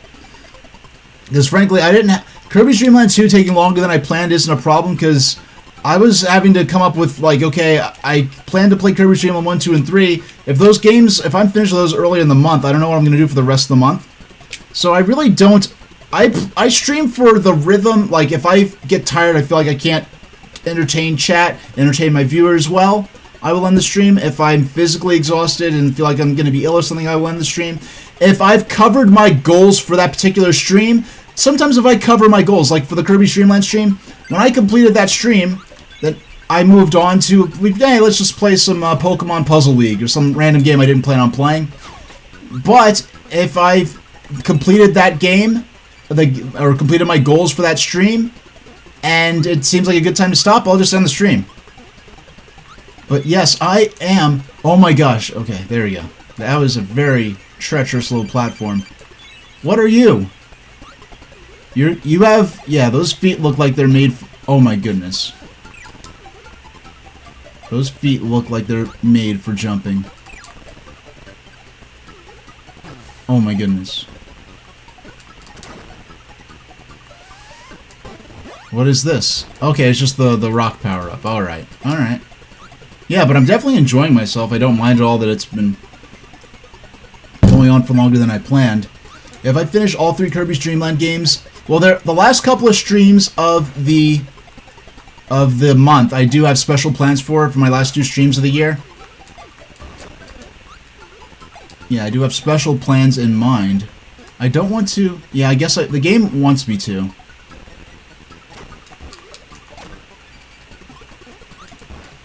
Let's see. The game is inviting me to roll along, so I will. But I gotta be careful, because I feel like this is a perfect opportunity to try to lead me into a trap. Oh my... Okay, there we go. Yeah, yeah, I don't want to talk too much about my, my personal life outside of the stream itself, Zax. But, talking about some of my, history in the context of, people I knew, people who I might have played games with, you might have heard some mentions of, some of my, background growing up in that context, but I don't want to discuss it as a specific topic unto itself. Yeah, also, because once I had someone come in and ask, like, hey, are you single? And I was like, yeah, yeah, I'm not, the only love that's gonna matter for me on this stream is my love for classic games, so, sorry to disappoint you. I don't know if they're just trying to make conversation or if they were actually interested, but, yeah, that was interesting. Okay, so we got, no, I did not want to, no, okay, well, at least I didn't have to actually dodge the snowflakes, that was just a, but now, oh my, why put the door there? I think this is the first mini-boss fight where they actually have,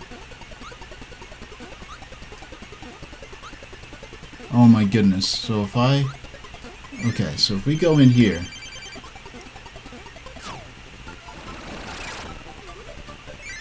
oh my god, did they not play test this? The manner in which you have to press the buttons, unless they meant, I doubt they meant for that to be an actual part of the challenge.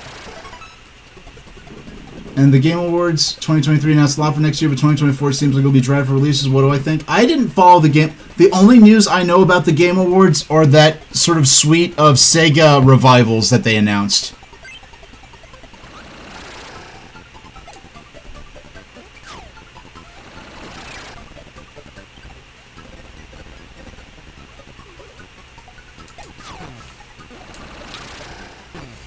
Oh my gosh.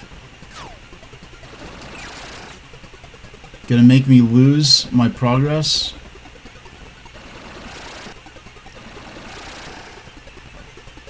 Come on. Spit the block. Now, one more should do it. Unless he wants to pull out some random attack he never did before. Which they have been cheeky enough to do in the past. It's kind of disappointing. Oh, it's Koo. Hey, Koo. What's up? Oh, they'll let us fly in the wind. Hey, bro, are you single? Hey, are you single, bro? Who would ask that? It's the internet. So, yeah, it's the internet. So, yeah, someone out there would ask that.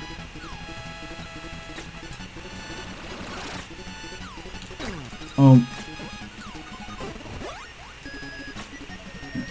Okay. Now, oh my goodness, one, I do.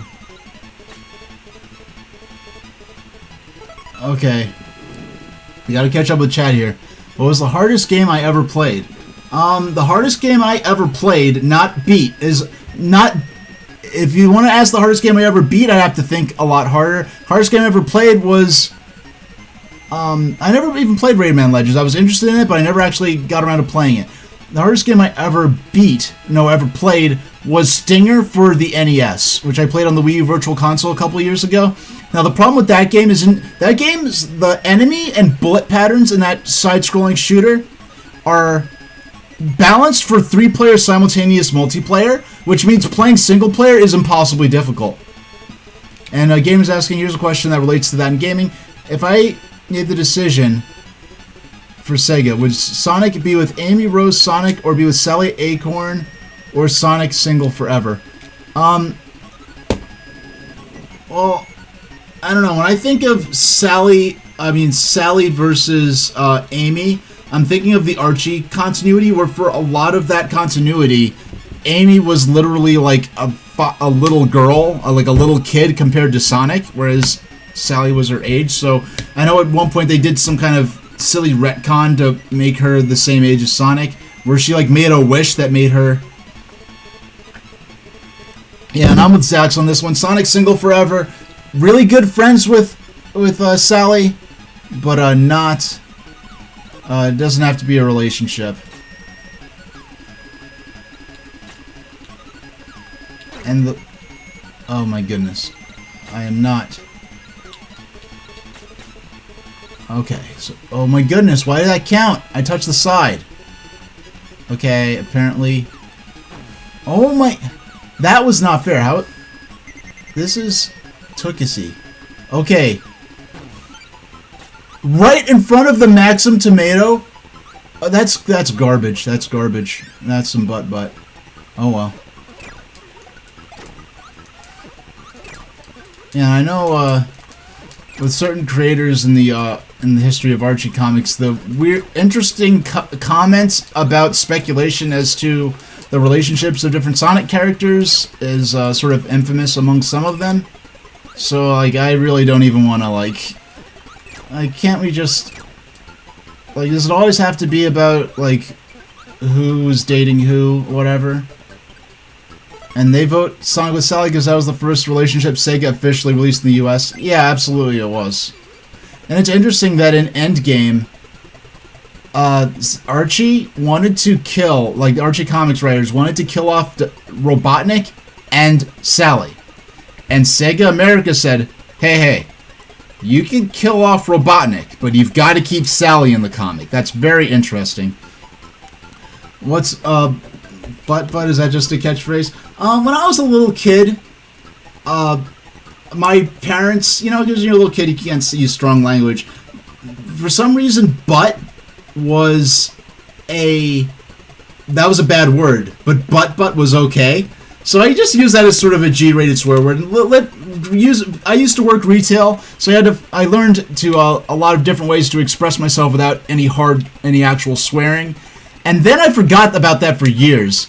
And then speaking of retail, there was one kid, their parent, it was a little kid, and the mom was trying to make him keep his retainer for his teeth in his mouth, and he didn't want to put it in his mouth. So the mom screamed like, yo, you have to wear this, your teeth are going to get crooked. And the kid's like, no, it tastes like butt. And that was so funny that I laughed.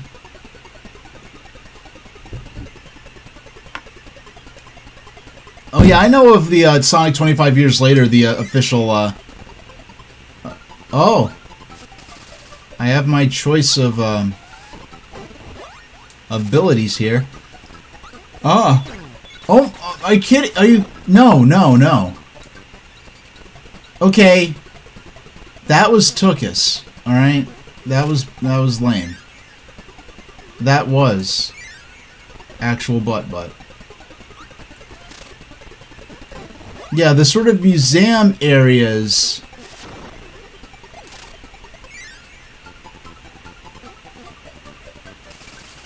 Zach is saying they have one. Would that what a G-rated swear substitute? Is that what you're getting at? Oh, you know what? All right, I see what I think I get. Okay, I think I see what's happening here. No, I think I can break through those blocks, but I need the right. No, I accidentally inhaled multiple enemies at once. Oh my... Okay, here's what I need to do. Alright, because I'm sick of this happening. So first, you get him. Let go of it. Now let that expire. So there's no chance we accidentally re-inhale it. Oh my gosh. I have to wait till he's not... There we go. And Gamer's saying Sonic with Bunny is cute too, because Bunny originally had a crush on Sonic in issue 3 of Archie before she started to eye Antoine. Glad there are multiple versions of Sonic for everyone. No, it's a swear word, plus you don't say cuss words even when they're by yourself. Yeah, I really just don't...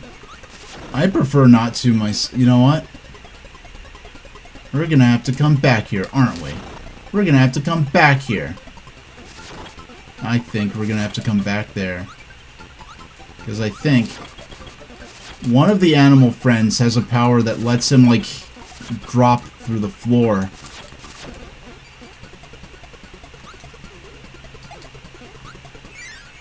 Alright. Launch! Hey, got some health back.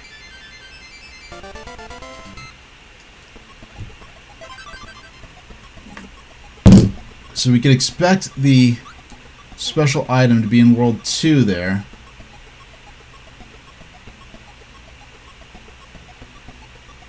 Have you ever set a custom stream? I've like I said, I try to keep it equivalent to PG-13, which gives me a lot of leeway of what I can and can't say, but I prefer to make something. I don't make children's content, but I prefer to make things that my mom wouldn't have minded me watching if back in the day, if the internet had existed in this form when I was a kid. So and plus it's fun. Yeah, there's sometimes when a strong language is warranted, but it's a lot. I find it more fun because I have a background in English and writing. I find it more fun to have a more creative vocabulary and maybe express myself in a little more detail than I might not have if I had just used a convenient four-letter word. So yeah, so that's so my streams are not rated E for everyone, but I would say that yeah, I've probably dropped a few bombs here and there, but I try to keep it PG-13 and under, referring to the Motion Picture Association of America rating system there. Hey, it's Icy from Deltarune in Undertale. Mostly.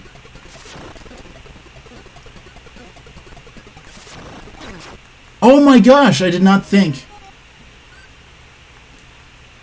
Now it's interesting. I do believe that the MPAA PG-13 rating allows for stronger content than what would be in a T-rated ESRB video game.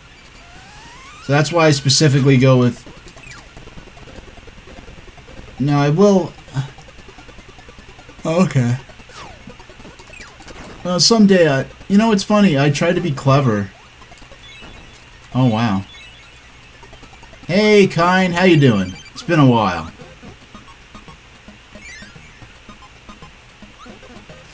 Oh, she's good in icy water as well. Ooh. Oh. So, oh, this is interesting. So, there's potential Masahiro Sakurai influence on how they handled the shield system in the Smash Bros. Games, so I could pull up the shield that surrounds me.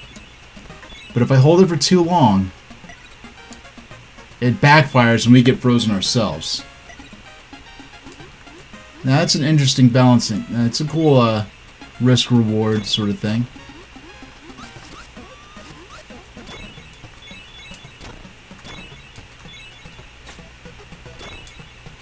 Now we cannot... Oh, my goodness. You are going... Yeah, there we go. Got you. No, got you. Ah. Oh my... The irony that we'd run into that right in front of a Maxim tomato. Now, I'll catch up with chat in a moment. Oh my goodness, I, see, like I spammed it too long. So it acts as a shield for projectiles as well. Once I'm up on this platform, now, let's see. Mostly like T-rated games, sometimes put crosswords games. Oh yeah.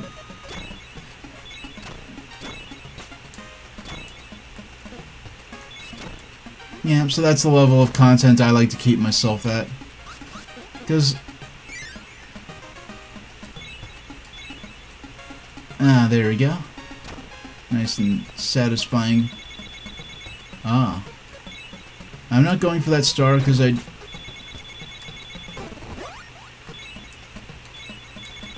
do not feel like... Okay. We haven't encountered these, those blocks in a while. No! Doggone. Kine, you got us killed.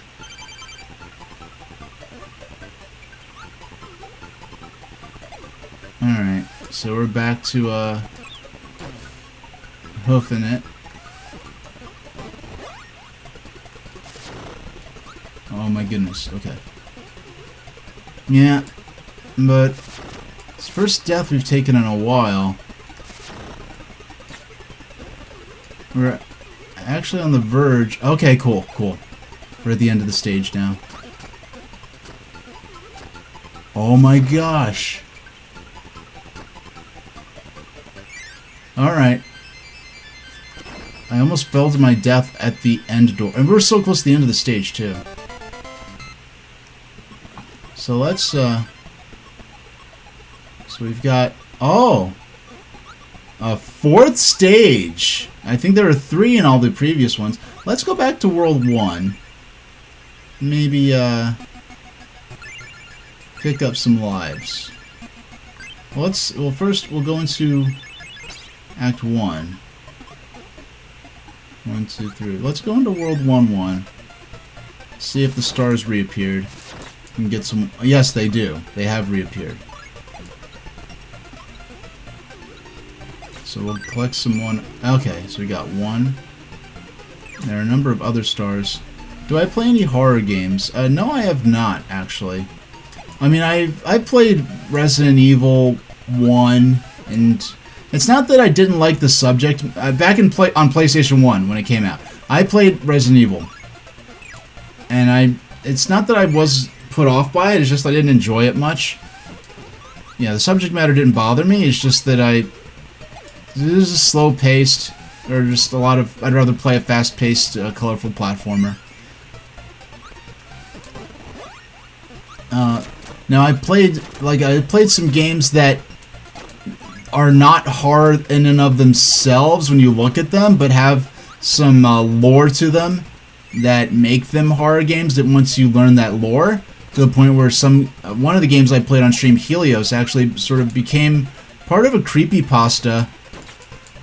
Because, well, the game was included with a text file explaining that it was supposedly left on someone's computer during a close encounter with aliens invading their home. And that, so that recontextualizes what looks like a cryptic maze game to be potentially like nefarious. Like, what is this alien software? Am I controlling a spaceship that is out in space somewhere? Is this some sort of test to test the intelligence of humans? Like, what is this? There's a bit of a mystery element to it, but nothing seriously, Now, yeah, it's not a horror game, but it's a game with a lot of spooky elements, as I would like to play the Castlevania games sometime. I've never played them before. I played the first one on Game Boy Advance for a few minutes. I borrowed it from a friend back in high school, but I never played through it properly. So I really am completely fresh in the Castlevania series. I'd love to,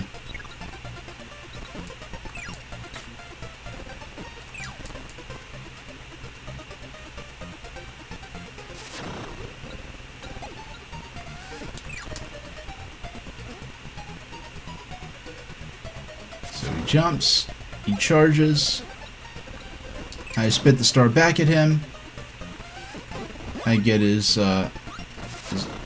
power up, and hey Ricky, how you doing? Keep forgetting that.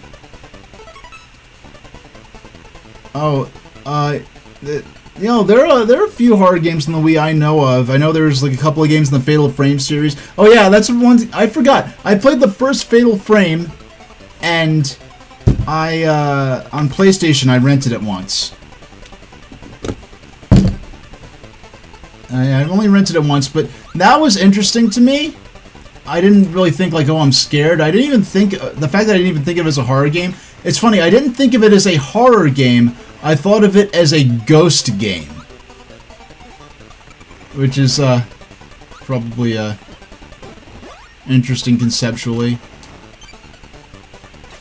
The same way, like, Castlevania, I don't think of it as a horror game, I think of it as a monster game, if that makes sense. Now...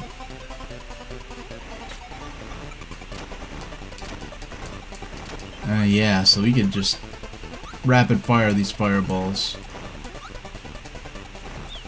Yeah, this hamster's packing heat. No! Doggone, I took damage. What game are you referring to? Because the only horror game... I know there's, like, Clouded Mountain or something like that. There's, like, a horror game about mountain climbing that's on Wii. Because I know the Wii is not traditionally considered a system for horror games or mature games in general, although they are some standouts like Mad World, which I never played, No More Heroes, which I played at a friend's house, and even back in 2007 or whenever I played it. What was it called? Yeah. No More Heroes stood out to me, and I thought it was cool. I'm like, wow, this game reminds me of a Dreamcast game. In a good way. Oh, there's the Clock Tower on Super NES, which never came... I think they came out in Europe, but not in North America. The Clock Tower became more famous for its the PS1 game, which was actually a sequel to the Super Famicom game.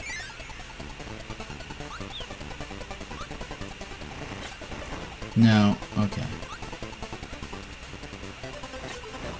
Man, I was worried he was going to fall right on top of the hitbox and I wouldn't be able to properly defend myself, but fortunately we were able to take care of that without taking another hit.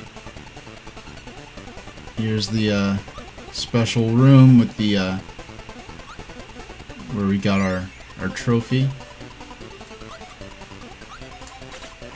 There we go. Ah, and a Maxim tomato, even though we really didn't need one.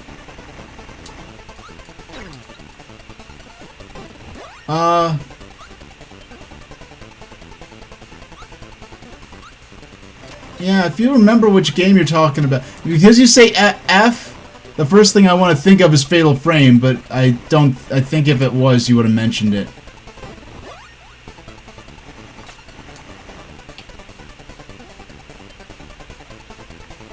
Yeah, you didn't mean to put the M. I figured.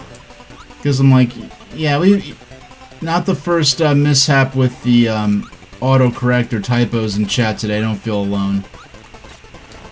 Alright. 1, 2, 3. I love getting all these. Oh my goodness. There's so many enemies everywhere. Yeah, this game does get a lot harder when you can't jump. Because Ricky, well, you can jump, but you can't float. Yeah, you're bound to the earth when you use Ricky. Boing. Yeah. I was hoping to get a can of soda, as the game puts it. Okay. 4, 3. Now let's play. The boss stages are apparently now bonus chance things.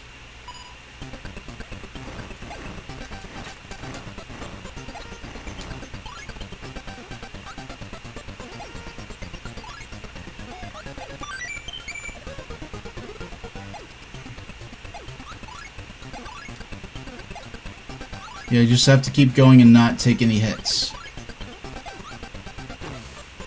Okay. Yeah, stored steel shut behind us. We have 3 lives. Got decent fun. Zax is wondering how the heck Majora's Mask got an E rating. Well, heck, I mean, if Ocarina of Time could get an E rating with the Ray Deads and Dead Hand, I'll tell you something. Like, yeah, the Ray Deads and it really, especially with the stock scream sound effects of the lady screaming and the way they freeze Link and latch onto him and drain his health, that was scary. That scared me as a kid. Like in that little sort of mini dungeon where you get the Sun Song underneath the Kakariko graveyard. I didn't even want to exit the area. I didn't even want to go back through that. I didn't realize that the Sun Song would actually freeze the Ray Deads and let me pass through relatively safely. I actually saved the game and then just turned off the console and turned it back on so that I'd start again from Link's house in Kokiri Forest. Alright, so let's try this stage 4.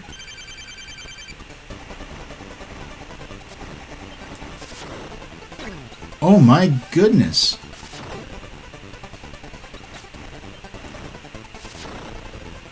Oh, of course you're not going to be...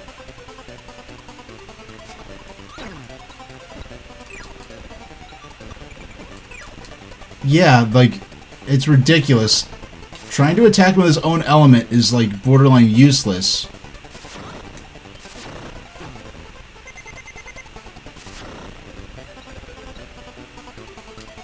Oh my gosh, if I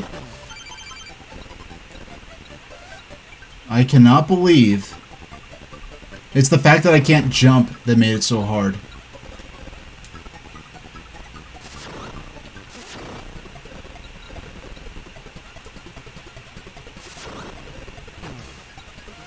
Oh my gosh.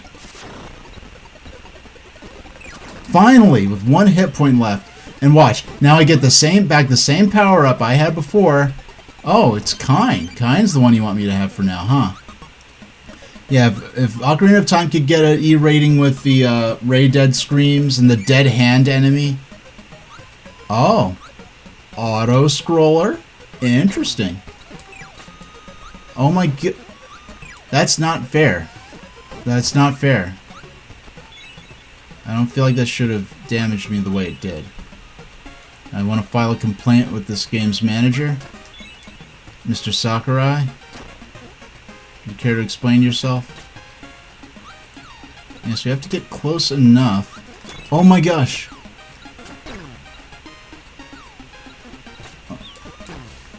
Oh my goodness, this is... It's so difficult so fast. Oh my... It was really going to kill me. Wow. Usually, when you're in an auto-scroll... That's the first game I've ever played with an auto-scrolling section horizontally. Where it keeps scrolling, and when you get to the door that exits you out of the auto-scroll area, the scrolling normally stops. That's the traditional way they handle things like that. Okay. Kine only has a couple of hit points left. Oh. That's cool. Yo, we're Mr. Limpet with our sonar here. Wowee.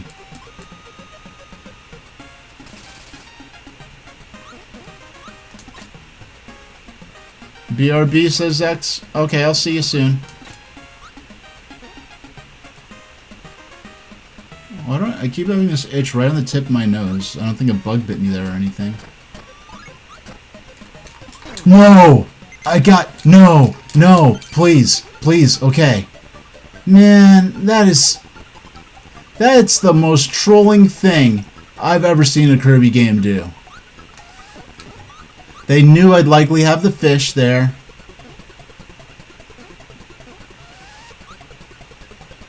And if only I had the fireball here.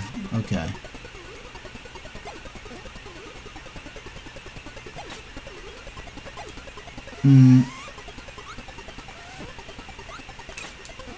And, okay. Let's get that star, since we have nothing to lose in terms of, Oh my goodness. You really have to nail that timing, huh? Oh wait, what's that? Excuse me. Oh! Oh, so that... Oh, okay, that's if I have a fire. But, Clagboy's saying, you can imagine Dorms helping out, hanging out with the ornaments in the Christmas tree? Oh yeah, that'd be so cute! That's something I should commission sometime. You know, because Dorms help their hosts reach up to high places, so it's like, yeah, the Dorm putting the star on top. That'd be cute. That'd be so cute. That's a great idea.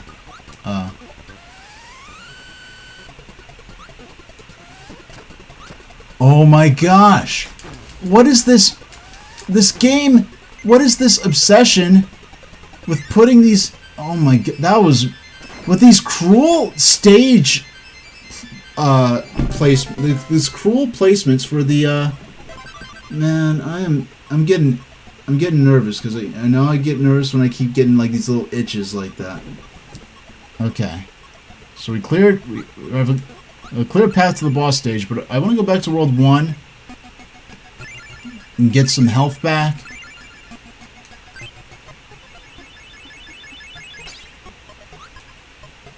Oh, wow. Our bonus stage is reopened. So I guess once we beat another stage, the other ones reopen again.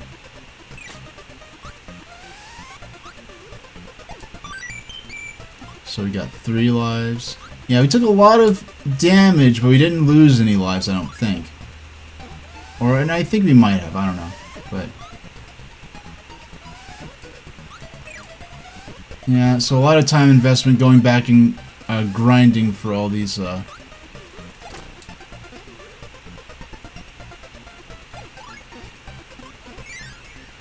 okay. Still no extra health, but 3. We know we got another star here, as well as, I think, some health. Yes, there's some health. 3, so we got... we may or may not be able to...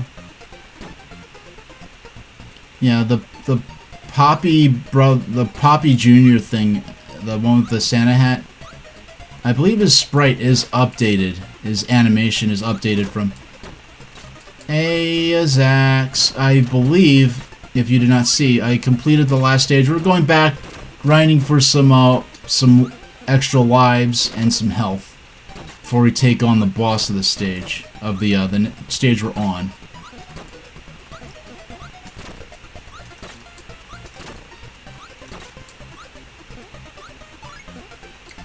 Alright. And launch. Oh. Yeah, and... okay. So let's try stage 2 again. We only need 1 more star.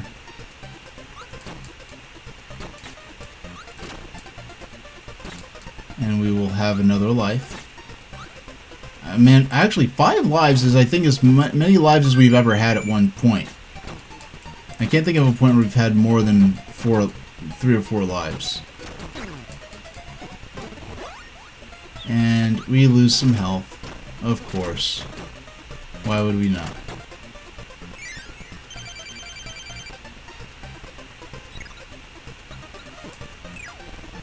Yeah, so that's our... do some initial damage. Only 1 more hit needed to take him out.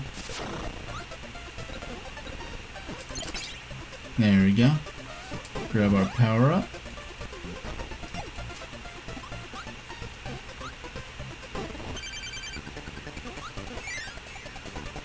Yeah, I'm probably gonna, based on my current stamina, I'm probably gonna end the stream around 8 tonight. So once we defeat this level, this next level, not this level we're playing, but I mean the next world, I think we're gonna go ahead and move on to the magazine portion, see what else, read some period magazines from the time this game came out, and once we get through that magazine, we'll call it a stream. And we'll come back on Wednesday with more Kirby's Dream Land 2. I think I'm a little more than halfway.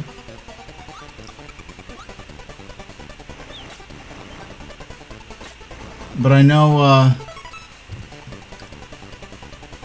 if pushing myself into a marathon to try to finish it on this stream, I have a sense of, how well that would go in terms of the quality of my streaming, the quality of my presentation to my audience, as well as my own actual enjoyment. So I think that's going to be a good spot to call it. Bonus chance.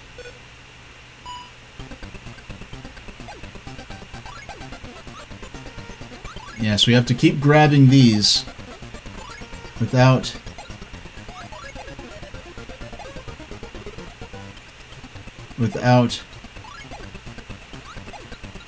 nice! We're about to get another one.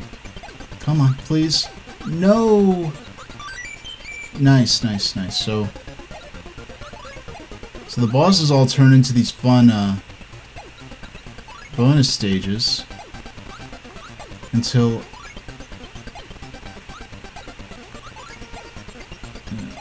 oh, we're definitely doing better than the first time we attempted this.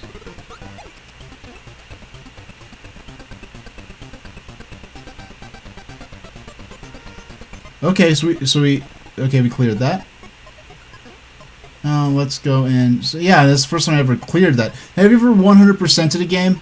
Not too many. I'm not...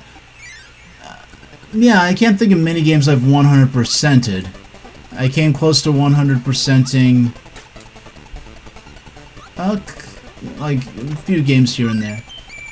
Alright, that's all I wanted. I just wanted to grab that. In fact, I am so satisfied. Even though I'm not going to need it, because I haven't needed it so far, and even if I could have benefited from it, I probably would have been want to use it, or would have been loath to use it. More extreme word. We will create a suspend point right there over that last one we made about an hour ago. Alright, let's see what this boss is like.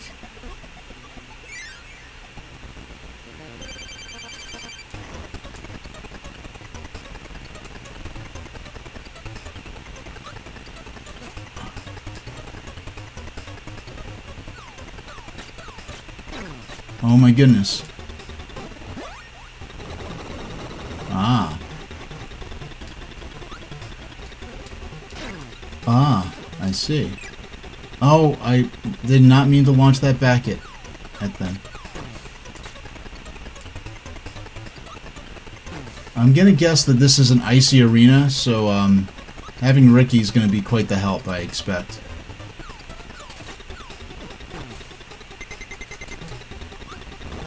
Alright, so we need to inhale the icicles and throw them back at him. Oh my goodness. Alright, we're back on our own health bar.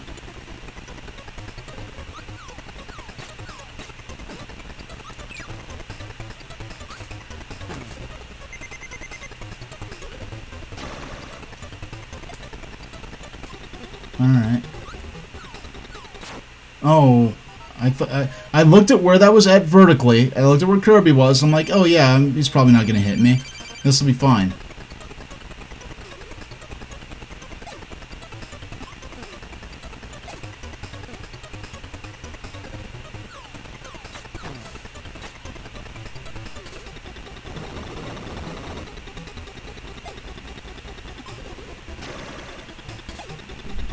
Alright. So, okay. Let's get used to...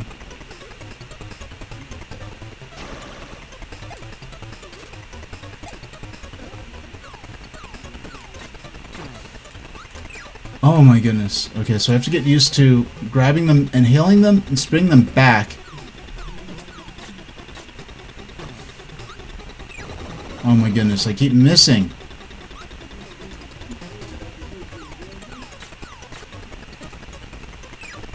Okay. These hits are not doing a lot of damage. So when he's on the ground... oh. Yeah, I don't know how to take... oh, goodness. Another L. I don't know how quite to take... I have to... just get used to his patterns. That's the only way to go about it.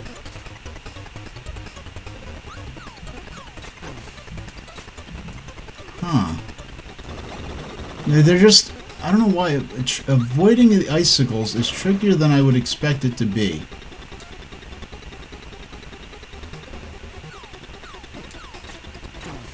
Oh. Like, they have, like, this area of effect. It's not just... okay, that's... can I don't know if I can inhale those and spit them back. Being able to inhale the ground attacks and spit them back would make a big difference. Now, okay, now that I realize that the icicles that fall, yeah, the icicles. I almost said stalactites, but like stalactites are mineral, whereas this is just ice. Ah. Now that I realize the icicles have AoE. Oh, this is a lot easier. I thought just dodging the icicle would have been enough. Oh, see, look, I missed it there. Now that this is going to be the first time I go in knowing specifically that I have to dodge the shrapnel from the icicles. I'm like, why am I having a hard time? I'm sure I'm dodging these.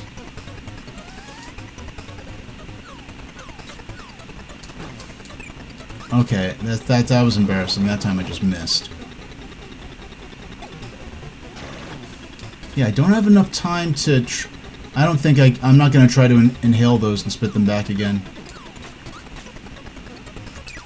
And they last on screen for a few seconds, too.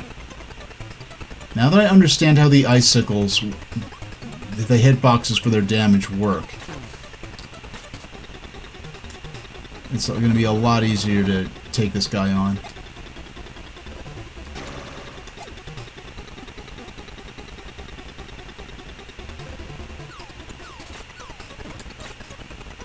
Yeah, they last on... The shrapnel flies out, and then it lasts on the ground for a number of seconds.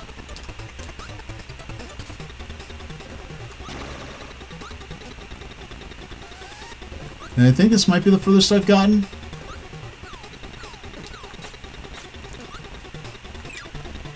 Okay, we're halfway. We're halfway.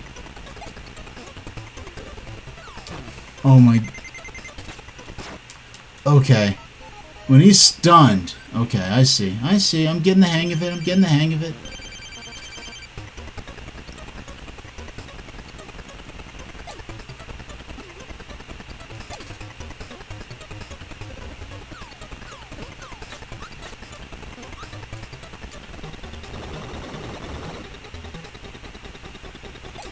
So, okay.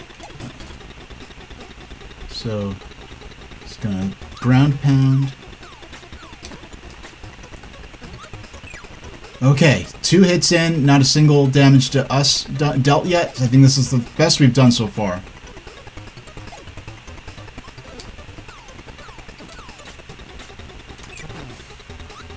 Okay, we took our first hit.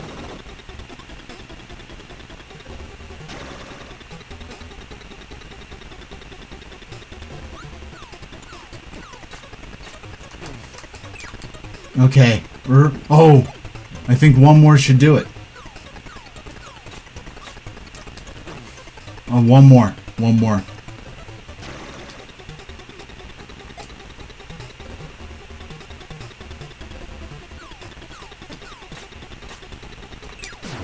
Got him.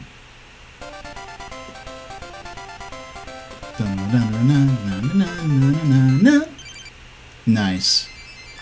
Yeah, the tricky part was realizing that his icicles dealt damage once I hit the ground. So, okay, so here's our to-do list. We'll open up the manual again. So, we've got... So, 1, 2, 3... We completed this world. We need to find the secret treasure in there. That's something we're going to do next time. Before we move on to this world here. And checking that out. Let's see, we've got... How many worlds we've got here left? So we've got 2... We have 3 more worlds. We have Red Canyon, Cloudy Park, and Dark Castle. Then a last stage. So we've still got 3 more worlds to get through. So that'll make for a good Wednesday stream, I think. Because we got through 3 worlds now. Admittedly, they're earlier in the game. They're a lot easier to get through. But for now, okay, let's change the name of the stream.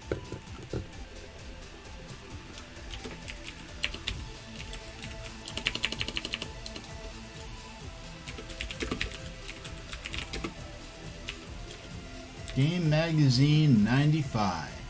That's what I'm gonna rename the stream, and we're already in retro, and it's retro here. So let's we're gonna read through. We're gonna check out this magazine, and then we'll call it a stream. This for now. We'll call it a show for tonight. Now here we go. So remind you, we're in 95. In the previous year, we've got the 32X, Sega 32X, I think, came out this year. And so look at this. We're in the heart of the Super... well, I mean, not the heart. We're kind of a little bit edging towards the tail end of the Super NES and Genesis and TurboGrafx era. I mean, TurboGrafx is kind of like bowed out at this point, arguably, but... so you have the 16-bit era has its end in sight. You have the systems on the market: Super NES, Genesis, 32X, Sega CD, 3DO, Saturn, PlayStation, Jaguar, CDI, Neo Geo, Game Boy, and Game Gear. So we have quite a wide variety of systems on the market at this point. So we have all these big 8 and 16-bit games alongside these 32-bit games on the systems of the future: PlayStation, Saturn. Potentially, there was no guarantee. There was a potential that people didn't know. Hey, is 3DO going to be the hot new future of gaming? So I'll be back, and actually, I'll be back in a minute because we're doing an ad break right now. So I'll be back.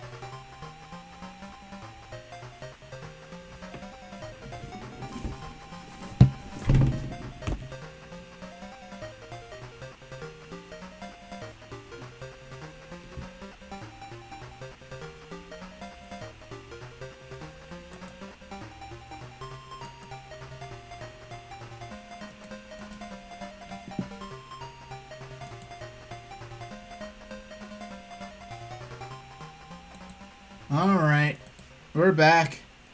That was a quick ad break because Twitch unexpectedly sprung an ad on me. Now that's the first time since they started this new warning system where you get push back ads for a couple minutes. It's the first time since then that they've unexpectedly sprung an ad break on me without warning me first. So sorry about that. If I had known, I would have triggered the ad break manually and did the minute break before we got started, but since that's over with now, we can continue as we were. Okay. So, a variety of 8 and 16-bit systems on the market. Oh, excuse me. There we go. That's more like it. That's more what you want to see. So, okay, this magazine, we gotta change the size of it. It's a little, yeah, and quite...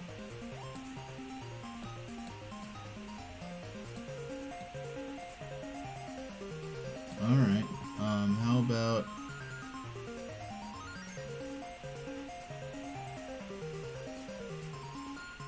There we go. So the first thing we see is the Sega 32X. 1 plus 2 equals 32X. Push your Sega Genesis to the extreme. So what this, if you're not familiar with this was a sort of a secondary platform to the Sega Genesis. Now there was, I think in 91 or 92, we had the Sega CD, which was a CD drive for the Genesis. And that let you play games on CD. It had, I think, a little extra RAM or something like that, so games with better quality audio, full motion video. But this was something a bit more than that. Well, first off, the fact that Sega went to everyone and said, hey, look, you have a Genesis, now make it the ultimate system with the Sega CD, because CDs are the future of video game medium.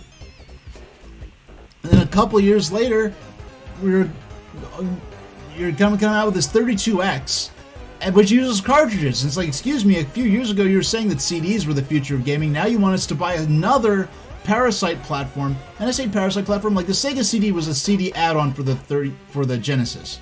The 32X was something more. The 32X was a platform unto itself that actually upgraded the power of the Genesis and made your Genesis into a 32-bit system that plays its own unique library of 32-bit games. And mind you, there's no internet back then, so honestly, a lot of the benefits that this added to the games were not especially obvious looking at magazine screenshots. Because I was like, what am I supposed to think about? Even at the time, I was not really convinced about this. Being a Sega kid at the time, I was like, okay, but CDs were supposed to be the future. Now we're going back to cartridges, and Sega Saturn is coming out soon, and PlayStation's out. What am I supposed to think of as the benefit for this? Now, if you look at 32x gameplay in videos, you can see it turns the game, it updates the Genesis from something more akin to, well, the Genesis, to something rivaling or even matching the Game Boy Advance. And people think of Game Boy Advance as, oh, it's just a handheld Super Nintendo by handheld Genesis. The Game Boy Advance was more powerful than the Super Nintendo. It was a 32-bit system. And it could do a lot of things natively that Game Boy Advance could do without some of the special tricks and programming shortcuts you needed to really know how to finesse the power out of the Super NES to do some of the things that it was doing later in life, whereas the Game Boy Advance could do a lot of those things natively. Okay. So let's see. Let's see what we've got here. We've got an edgy guy with goggles, a hood. You're playing Madden NFL 95 against some guy who hasn't taken a shower in a week.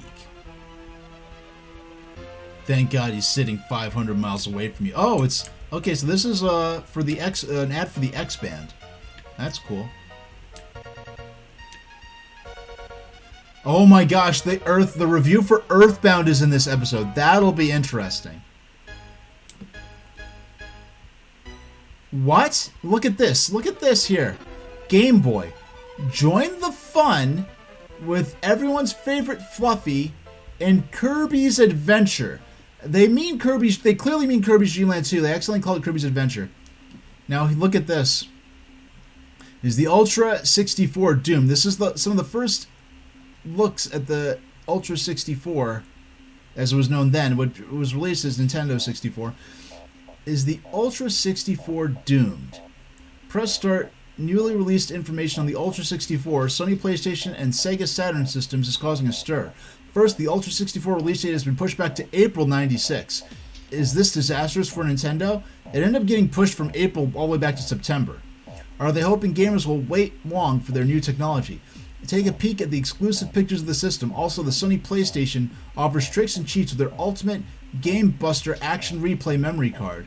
Plus, Sega Saturn's release has been moved up to now. Oh yeah, that was the infamous surprise release during the first ever E3. Oh, here we go. Donkey Kong Land.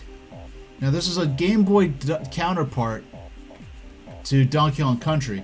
First there was Donkey Kong Country. It was like nothing anyone had seen before. Now all that excitement has been crammed to an awesome new game. Donkey Kong Land is here. It's only available for Game Boy and Super Game Boy. You'll recognize the hairy heroes for sure, but everything else is entirely new. There are 4 wild new worlds, each with its own sinister boss.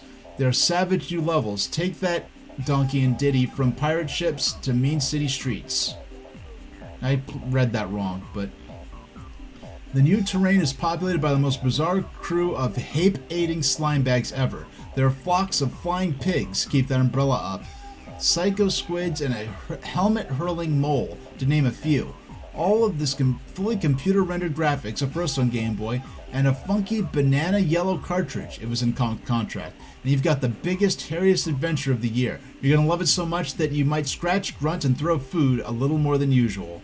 And here are the differently colored Game Boys as part of the Play It Loud series. Now, something interesting here. Oh, no, I didn't mean to oh, there we go. Now, the gray Game Boys, for a lot of advertising for the Game Boy, they would give the Game Boy this oversized Game Boy branding. So they probably used a stock image from one of those for this Game Boy with the big logo here, but then all the differently colored Game Boys have the Game Boy, the logo as it actually appeared on the proper systems. Now, I'm interested. I have found a frame I could use of the gray Game Boy for playing Pokemon. I would be interesting. It would be cool to have a red Game Boy for Pokemon Red, but let's not get too far ahead of ourselves. No. No. Okay. Reader offers... Oh, wow. This looks like an article.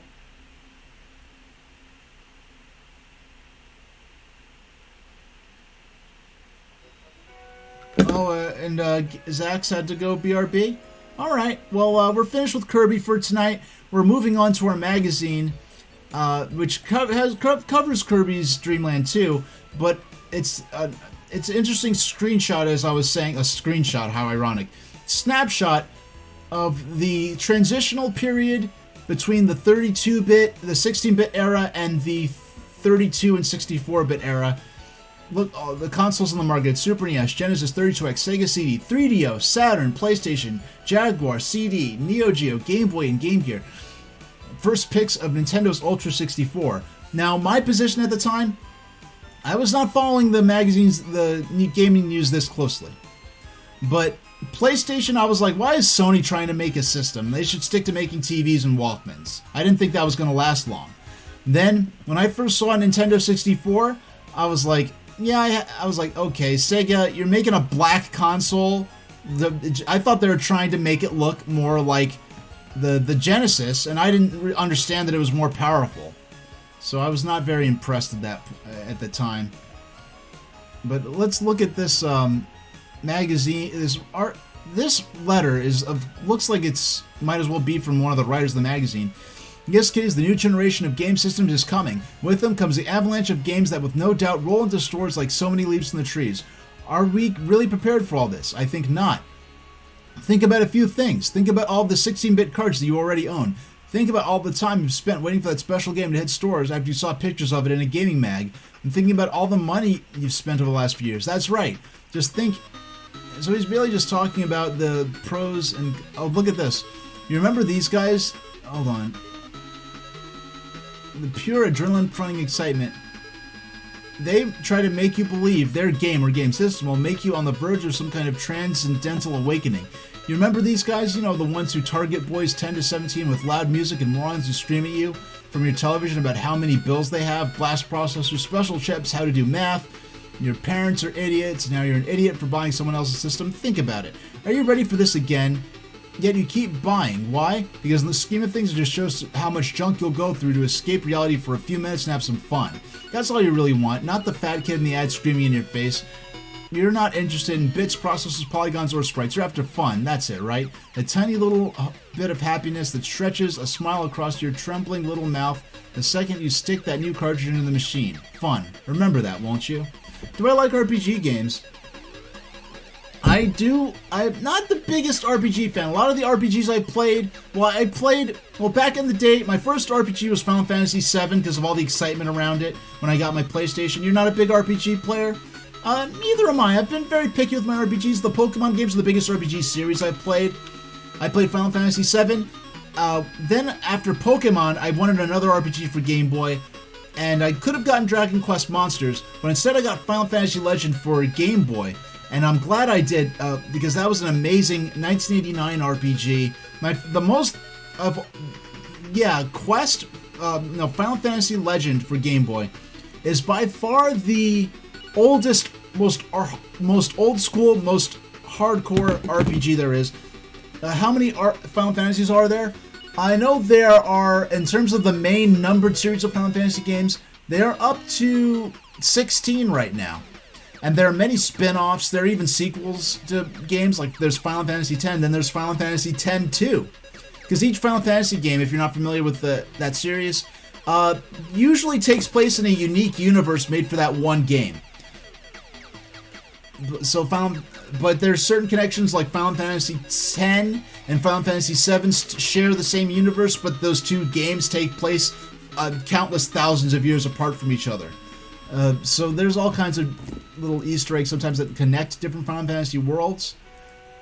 But yeah, there's 16. That's a lot of them, and I've only played a few of the numbered ones. But I think that my the first we played some Final Fantasy VII on stream. And there's some people who don't like playing RPGs but might find watching someone play through and experience the story of one fun. Now, the RPGs I played on stream, the first one I played is Paper Mario. And then I played, really just Paper Mario. I started playing Mario & Luigi Superstar Saga, but I didn't end up being able to finish it. I thought I'd be able to finish it a lot quicker than I really did. The next RPGs I'll be playing on stream, I can tell you right now, will be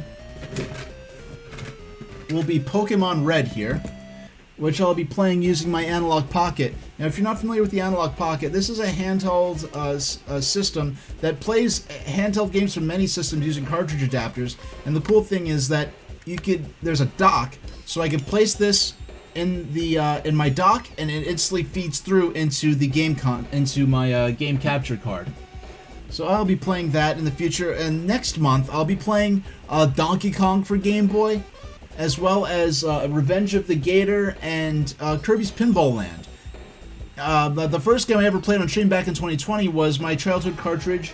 I've got it. It shouldn't be deep in this box. The little box I keep beside me. Yeah, here it is. And it's in its cartridge adapter for the Analog Pocket, Sonic the Hedgehog. Do I know of the game and anime Ninjala? I've heard the name or read the name. I'm not familiar with the source material.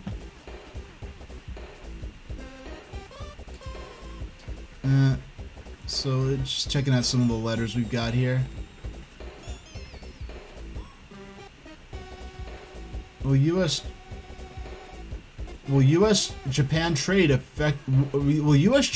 trade war affect gaming?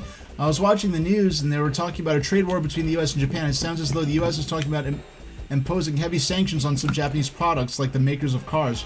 My question is, will this have any effects on the game price or system? That's interesting.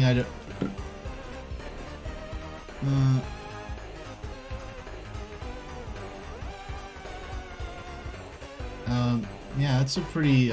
wow, it's a Blockbuster ad.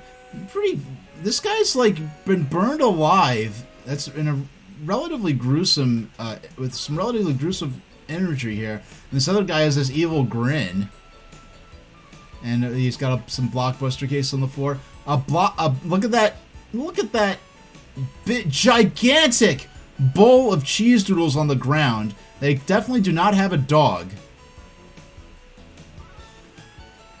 And they're saying that the anime is silly, but the game is, it's a silly but good, and the game is on Switch only. Oh, that's interesting. Yeah, I don't really know anything about it, but Angry Gamer blasts weirdo ads. Yeah, this is interesting here. Yeah, this might be something we come back to and read some of these in detail sometime.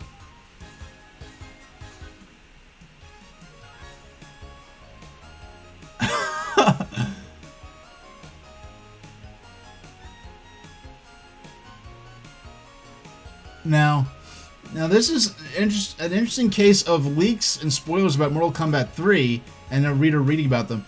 I don't see how Midway thinks they can keep the internet clean of Mortal Kombat 3 info. The fatalities and moves will get out eventually. If they're all desperate to keep this information off the information super higher, they should make an upgrade chip. Heck, they can even downgrade games in certain areas. They'd have to make a more complete sweep of the internet. Wow. So that's crazy. So that's interesting. So it looks like Midway was going around sending legal threats to people who have Mortal Kombat codes, because it's one thing if a game is under embargo and someone leaks trade secrets. That's one thing, and it's potentially they could be legally actionable.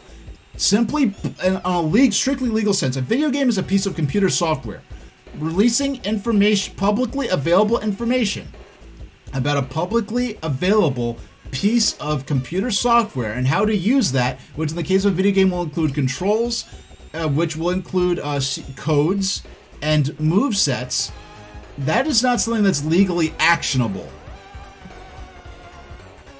So, yeah, that's really interesting that they were trying to do that. Sega to discontinue support for 32X. A friend of mine told me he's heard that from a reliable source that Sega is secretly planning to discontinue support for the 32X. He said that Sega had two reasons for this. The first, that the 32X was a big flopola and that Sega could no longer afford to support it. The second was that Sega Saturn was coming out and no one wanted 32X games. Response: your friend is wrong. Sega has many new games, some of which were shown at E3 in Los Angeles for the 32X, including Spider-Man, Web of Fire, Primetime NFL, Virtua Fighter, X-Men, and Ratchet and Bolt, just to name a few. Yeah, right. That did not happen. That definitely did not happen. This is not Nintendo Power. This is Electronic Gaming Monthly, which was a multi-console magazine. It covered Super Nintendo, Genesis, 32X, and it's funny that. And here we have an ad for the 32X add-on that turned the Genesis into a 32-bit system with its own library of games. And already in the letter section, we're having people saying, hey, is it true that Sega's going to discontinue support for 32X? And they're saying, no, your friend's wrong. They're going to keep making 32X games? No, EGM was wrong. Sega dropped support for 32X and releasing many consoles, not supporting them for very long. Parasite consoles like the Sega CD 32X. Now, Nintendo has just announced the North American European launch of their flagship 64-bit console, the Ultra, will be delayed until April 96, citing reasons of wanting to give third-party licensee extra time to fine-tune their software. EGM has learned it's quite possible that the real reason Ultra 64 is being delayed is due to orders from Nintendo of Japan, NOJ. Now, the Nintendo of Japan is something people in America will casually call Nintendo Corp Company Limited, but there is no company called Nintendo of Japan, formally speaking. It is Nintendo Company Limited, and then Nintendo of America, Nintendo of Europe, and so on are satellite companies with Nintendo Company Limited in Japan as the parent company. Now that's interesting. Even though the Ultra 64 is essentially an American-made product, it will make its first official appearance at the Shoshinkai Show in Japan. The show is scheduled for the end of November. So here they're basically saying, now it's interesting. I never really, Nintendo, the N64 was made as a collaboration with Silicon Graphics. So it's interesting to describe the N64 as an American-made console. Now, Shiny teams up with Activision. Now check this out. Sony to deliver knockout price point to PSX customers of $299. Now PSX is, at the time of the PlayStation's reveal, when it was first being discussed, when there was no PlayStation, people did not call PlayStation 1 that at the time. It was just PlayStation. And the abbreviation for it was not PS, it was PSX. Because the PSX was to differentiate the PlayStation that released to market from the earlier PlayStation project, which was a collaboration between Nintendo and Sony to create a CD drive add-on for the Super Nintendo that would have a standalone version that was a Super Nintendo with the CD drive built into it without needing the extra part, which was called the PlayStation. So very interesting that even at the time they were calling it PSX to differentiate it from the canceled. And Sony hopes to ring around the competition with early release of the Saturn. This did not go well. Retailers were angry that, we planned for months in advance to have our retail space to do our promotional material for new consoles. You're releasing this on the market without warning, and the developers didn't have their games ready. The move of releasing the Saturn early basically doomed Saturn in North America, whereas Saturn actually did very well in Japan. Its failure in North America really helped push the Sega closer and closer to being forced to leave. Now here we have the Atari Jaguar, the last Atari console, by the last console of the true original Atari company. A 64-bit system. A lot of the games really did not show the benefits of it. It was very difficult to develop for. But here, look, we've got a Sega Saturn game right alongside a Super NES game. it was a very unique moment in time in the gaming world. Kyle Petty's No Fear Racing. Oh yeah, that's right. That was there. I forgot that there was that No Fear brand that people mistook as being associated with something else. Now, Gex for 32X. That's a game. Oh, here we go. Kirby's Dream Land 2. Let's check it out. Hold on. We got to check this out. Kirby's Dream Land 2.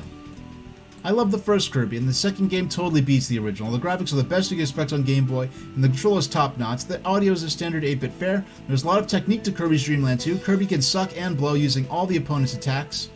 Kirby is one of the better carts out there for the Game Boy. Hardcore gamers shouldn't pass this one up. While you're at it, try the original as well. And it gives it a 9. Dano says, when Nintendo likes something, they sure stick with it. Kirby's later adventure as well, just like his first one. There are loads of tidbits to learn and techniques to master. Interacting with the enemies to give you new abilities is always cool. It's something you don't see often these days. The music is standard GB fare with simple beeps and bops, but there's a definable tune. Kirby's a blast. You can find that Kirby 2 is a continuation of Nintendo's immensely successful game featuring the cute pink guy. Like the original release, Kirby 2 has amazing levels of good graphics, great gameplay, and Nintendo trademark is included as you control Kirby and his eating habits. As far as the audio goes, they're just blips and beeps, nothing to go crazy about. I don't know, it's interesting. We are so close to the 8... I mean, the sound quality coming out of the Game Boy is tantamount to NES games, but they're really dismissing the soundtrack as just beeps and boops. But he still highly recommends it. And Sushi X, who is sort of a fictional character, but that would review a lot of games. But okay, I guess I'm just a softie for the little cream puff Kirby. I actually got into this game, believe it. I guess old Sushi. Oh yeah, that's another thing about Sushi X. Sushi X was notorious for the Sushi X character was known for his dislike of the Game Boy, and I know Pokemon was one of those other games where Sushi X was like, even I, as a notorious non-fan of the Game Boy, am very impressed. So, yeah, it got good scores. Now, at this point in EGM's format at this point, this is interesting. Why is it? Okay, there we go. Yeah, very, okay, that's more what I wanted to see. Now, at this point, here's Lunar. I never played this game, but I know it was a Sega CD RPG.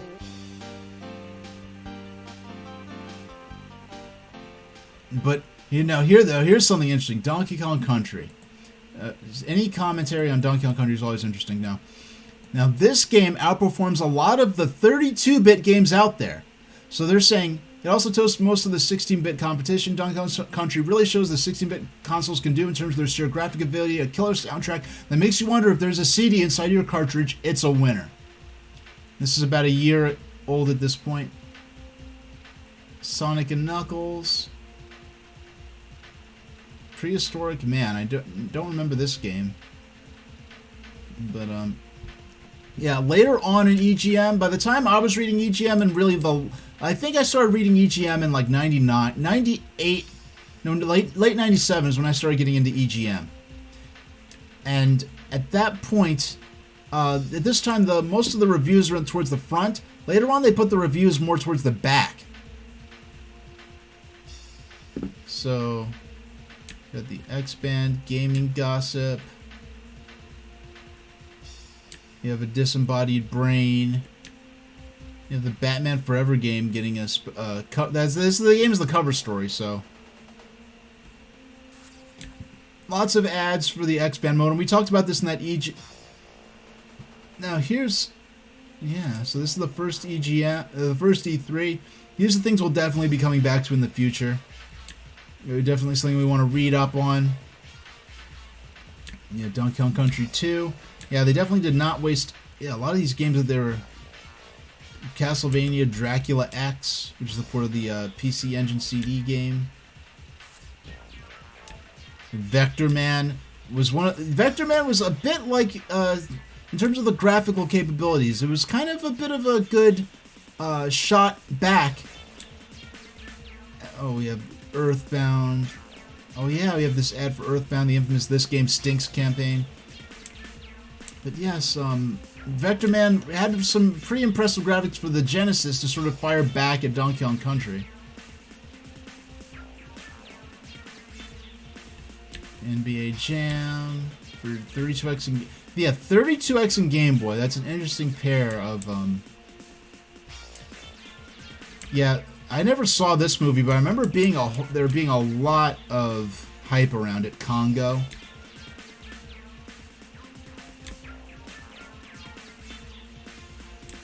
Here's some Mortal Kombat 3. Ad. What is this? A Looney Tunes B-Ball. I certainly forgot this existed. And look at this. That's interesting. Looney Tunes B-Ball? And this is before... Space Jam didn't come out until like 97. So they made a Looney Tunes basketball game before Space Jam came out. That's interesting. I was not aware that game existed. Got all these coverage of... Here's Beyond Beyond. Beyond the Beyond was an RPG for PlayStation. I never played it. Virtuoso. Oh, Mobile Suit Gundam. Now, you've got my attention. For PlayStation, the first series of the long-running sci-fi robot animes returns as an eye-popping 3D combat sim. Play as Amuro Ray, a rookie pilot of the RX-78 Gundam, to take on the highly advanced mobile suits and mobile armor of the treacherous rebel Zeon forces. All of the fighting is done from within the Gundam's cockpit against all the classic mechs of the pioneering series. There's also a fantastic 3D database of all the mechs that appeared in the year-long series. That's interesting. I never heard of this game before. This game did not... Yeah, this game came out in Japan. Hey there, Azure Rust. We had a lot of fun with Kirby, and we had a lot of fun and a lot of difficulties with Kirby's Dream Land 2. We've moved on to the magazine section, and once we're finished reading through here, a game called G.O.D. Thinking rather highly of itself. Game Boy Bomberman 2. These are Japanese releases. I know a lot of that Gundam game didn't come out in the U.S. You have Tokyo Dungeon, Zenkai. I never heard of a lot of these games. Welcome to Silverlode, a devil of a town. Looks like an Old West game. Record of Lotus War, the Dragon Ball Z game. Wow. Okay, so Caravan Shooting Collection. Oh, now this is interesting. Every summer, Hudson hosts a tour of video game contests throughout Japan called the Hudson Caravan. Hudson used to develop original shooting games for these caravans on which video game hotshots... Okay, so yeah, so they're bringing a lot of these games in a collection. Okay, that's cool. Because I do want to start playing more shooters. And that said, is that the only like side or vertical shooting spaceship scrollers I've played are Twin Bee and Fantasy Zone. I'm not counting Stinger because that game was entirely too hard. So we've got this. Yeah, this is a magazine we're definitely going to come back to. X-Men 2: The Clone Wars. I wonder if George Lucas saw that one. No, the Clone Wars had already been talked about in Star Wars, even in the first movie from '77. So, Rise Star. This game I played a little bit on the Wii's Virtual Console, and I liked it. It took a bit of getting used to. And when I played Rise Star, I had been playing so much Mario and Sonic that playing anything other than that was kind of jarring to try to get used to.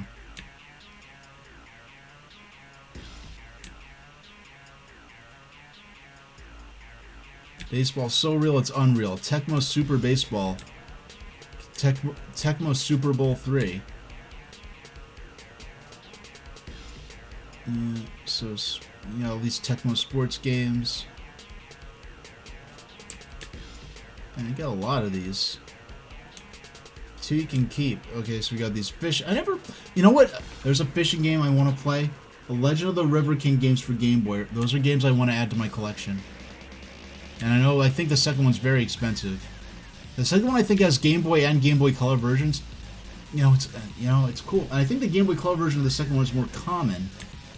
But I'd rather Now, if you've never seen these before, and I did get suckered into trying this once. My mom actually helped me with a lot of this. What this would be is that, look at this mother load, a satellite dish back when a TV, and mind you, this TV here, this is probably either projection or tube set. This was a big TV. This is you were hot stuff if you had this TV, this stereo system, all this equipment for your stereos, and all these game consoles, 3DO, a gaming PC, a Atari Jaguar, Super Nintendo, a Genesis, Sega CD.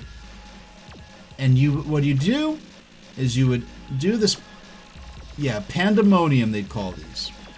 And you would have to do these puzzles, these word puzzles, and they get harder and harder each month. And you had to complete the puzzle to get put in a drawing. And look, you have the review of Earthbound here. Let's actually skip this for now. We'll go back to that later. I saw what's missing, graphic intensity. Oh boy. The Earthbound got trashed so much for its graphics because it was going for a cartoony look instead of a realistic look. Basically, Earthbound in its now Comic Zone. This is a game I played back at when it came out at a friend's house. This was a cool game. This game basically looks like a comic book, and complete with like moving between the panels and everything. Oh, Kirby's Dream Land. Oh, interesting. We've got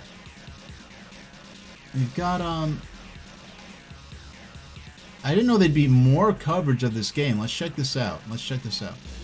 Best feature in this game. Kirby is the best feature of this game. The way he controls, you can do things challenging, fun. Other ties it for the first is that some of the buddies will help you out in the levels. It's set for a great deal of versatility to the weapons you pick up, giving them new ways to attack. What's missing? Can't really say there's anything missing from this game. I only wish there were more levels. Yeah, this was now see this is the frame you get when you play on the Super Game Boy. Level 2. After you kill the boss of the first level, you can move on to the next world. Thank you for that deep insight.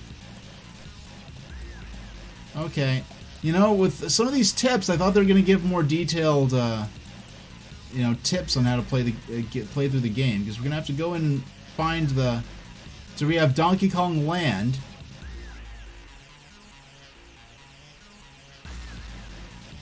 Now let's check this out. I haven't even played Donkey Kong Country yet, but first impression, can this really be a Game Boy game? I was impressed with the conversion of this game to Game Boy system. It looks and plays well, making an enjoyable experience. Although the game is basically Donkey Kong Country, it's full of new characters and awesome levels.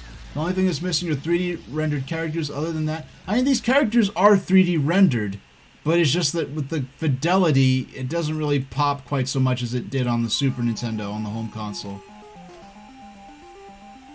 Primal Rage. Oh, yeah, you have a prehistoric creature, fighting game, and monster. Nerf. Culture source for EGM gamers. So they're trying to get into other.